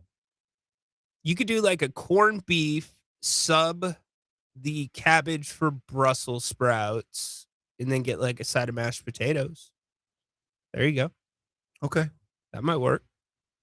Yeah, I don't do mashed potatoes very often.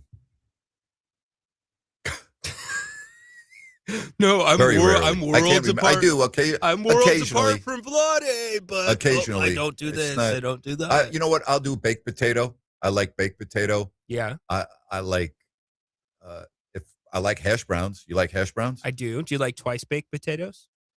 Yeah, I'll have a twice baked potato every now and then. How about a 3-time baked potato? Never had a 3-timer. I don't even know what that is. I was just making it up. You're killing me. What's wrong Well, with if it's you? baked twice, why not 3 times? What's wrong with you, my man? There are many things that are wrong with me. Many things. I can promise you that. What's not wrong with me is our work ethic. I'm speaking for Rhino and myself because we're doing it again right after the game. Rhino's going to be getting in the car. He's going to be driving to the arena. I'm going to be going and setting up for our post-game show and can't wait. We'll be talking about the Kings. Can they go for the hat trick in the win column? Probably not. But I think the game's going to be closer than a lot of others. And you'll get a chance to see maybe the best player in basketball, Victor Wembanyama. Nothing wrong with that. That's going to be coming up about 9:15 or 9:30. Appreciate you. Thanks so much for being a part of the Grant Napear Show. My thanks to Sean Salisbury for joining me today. Olden Polonies tomorrow at 4 o'clock. We've got a lot to talk about in 21 hours from now. See you at 9:15 or 9:30 with Rhino in Sacktown and Jerry Reynolds. Until then, Grant Napear saying so long and thanks for listening to Fox Sports Sacramento. Bye-bye now.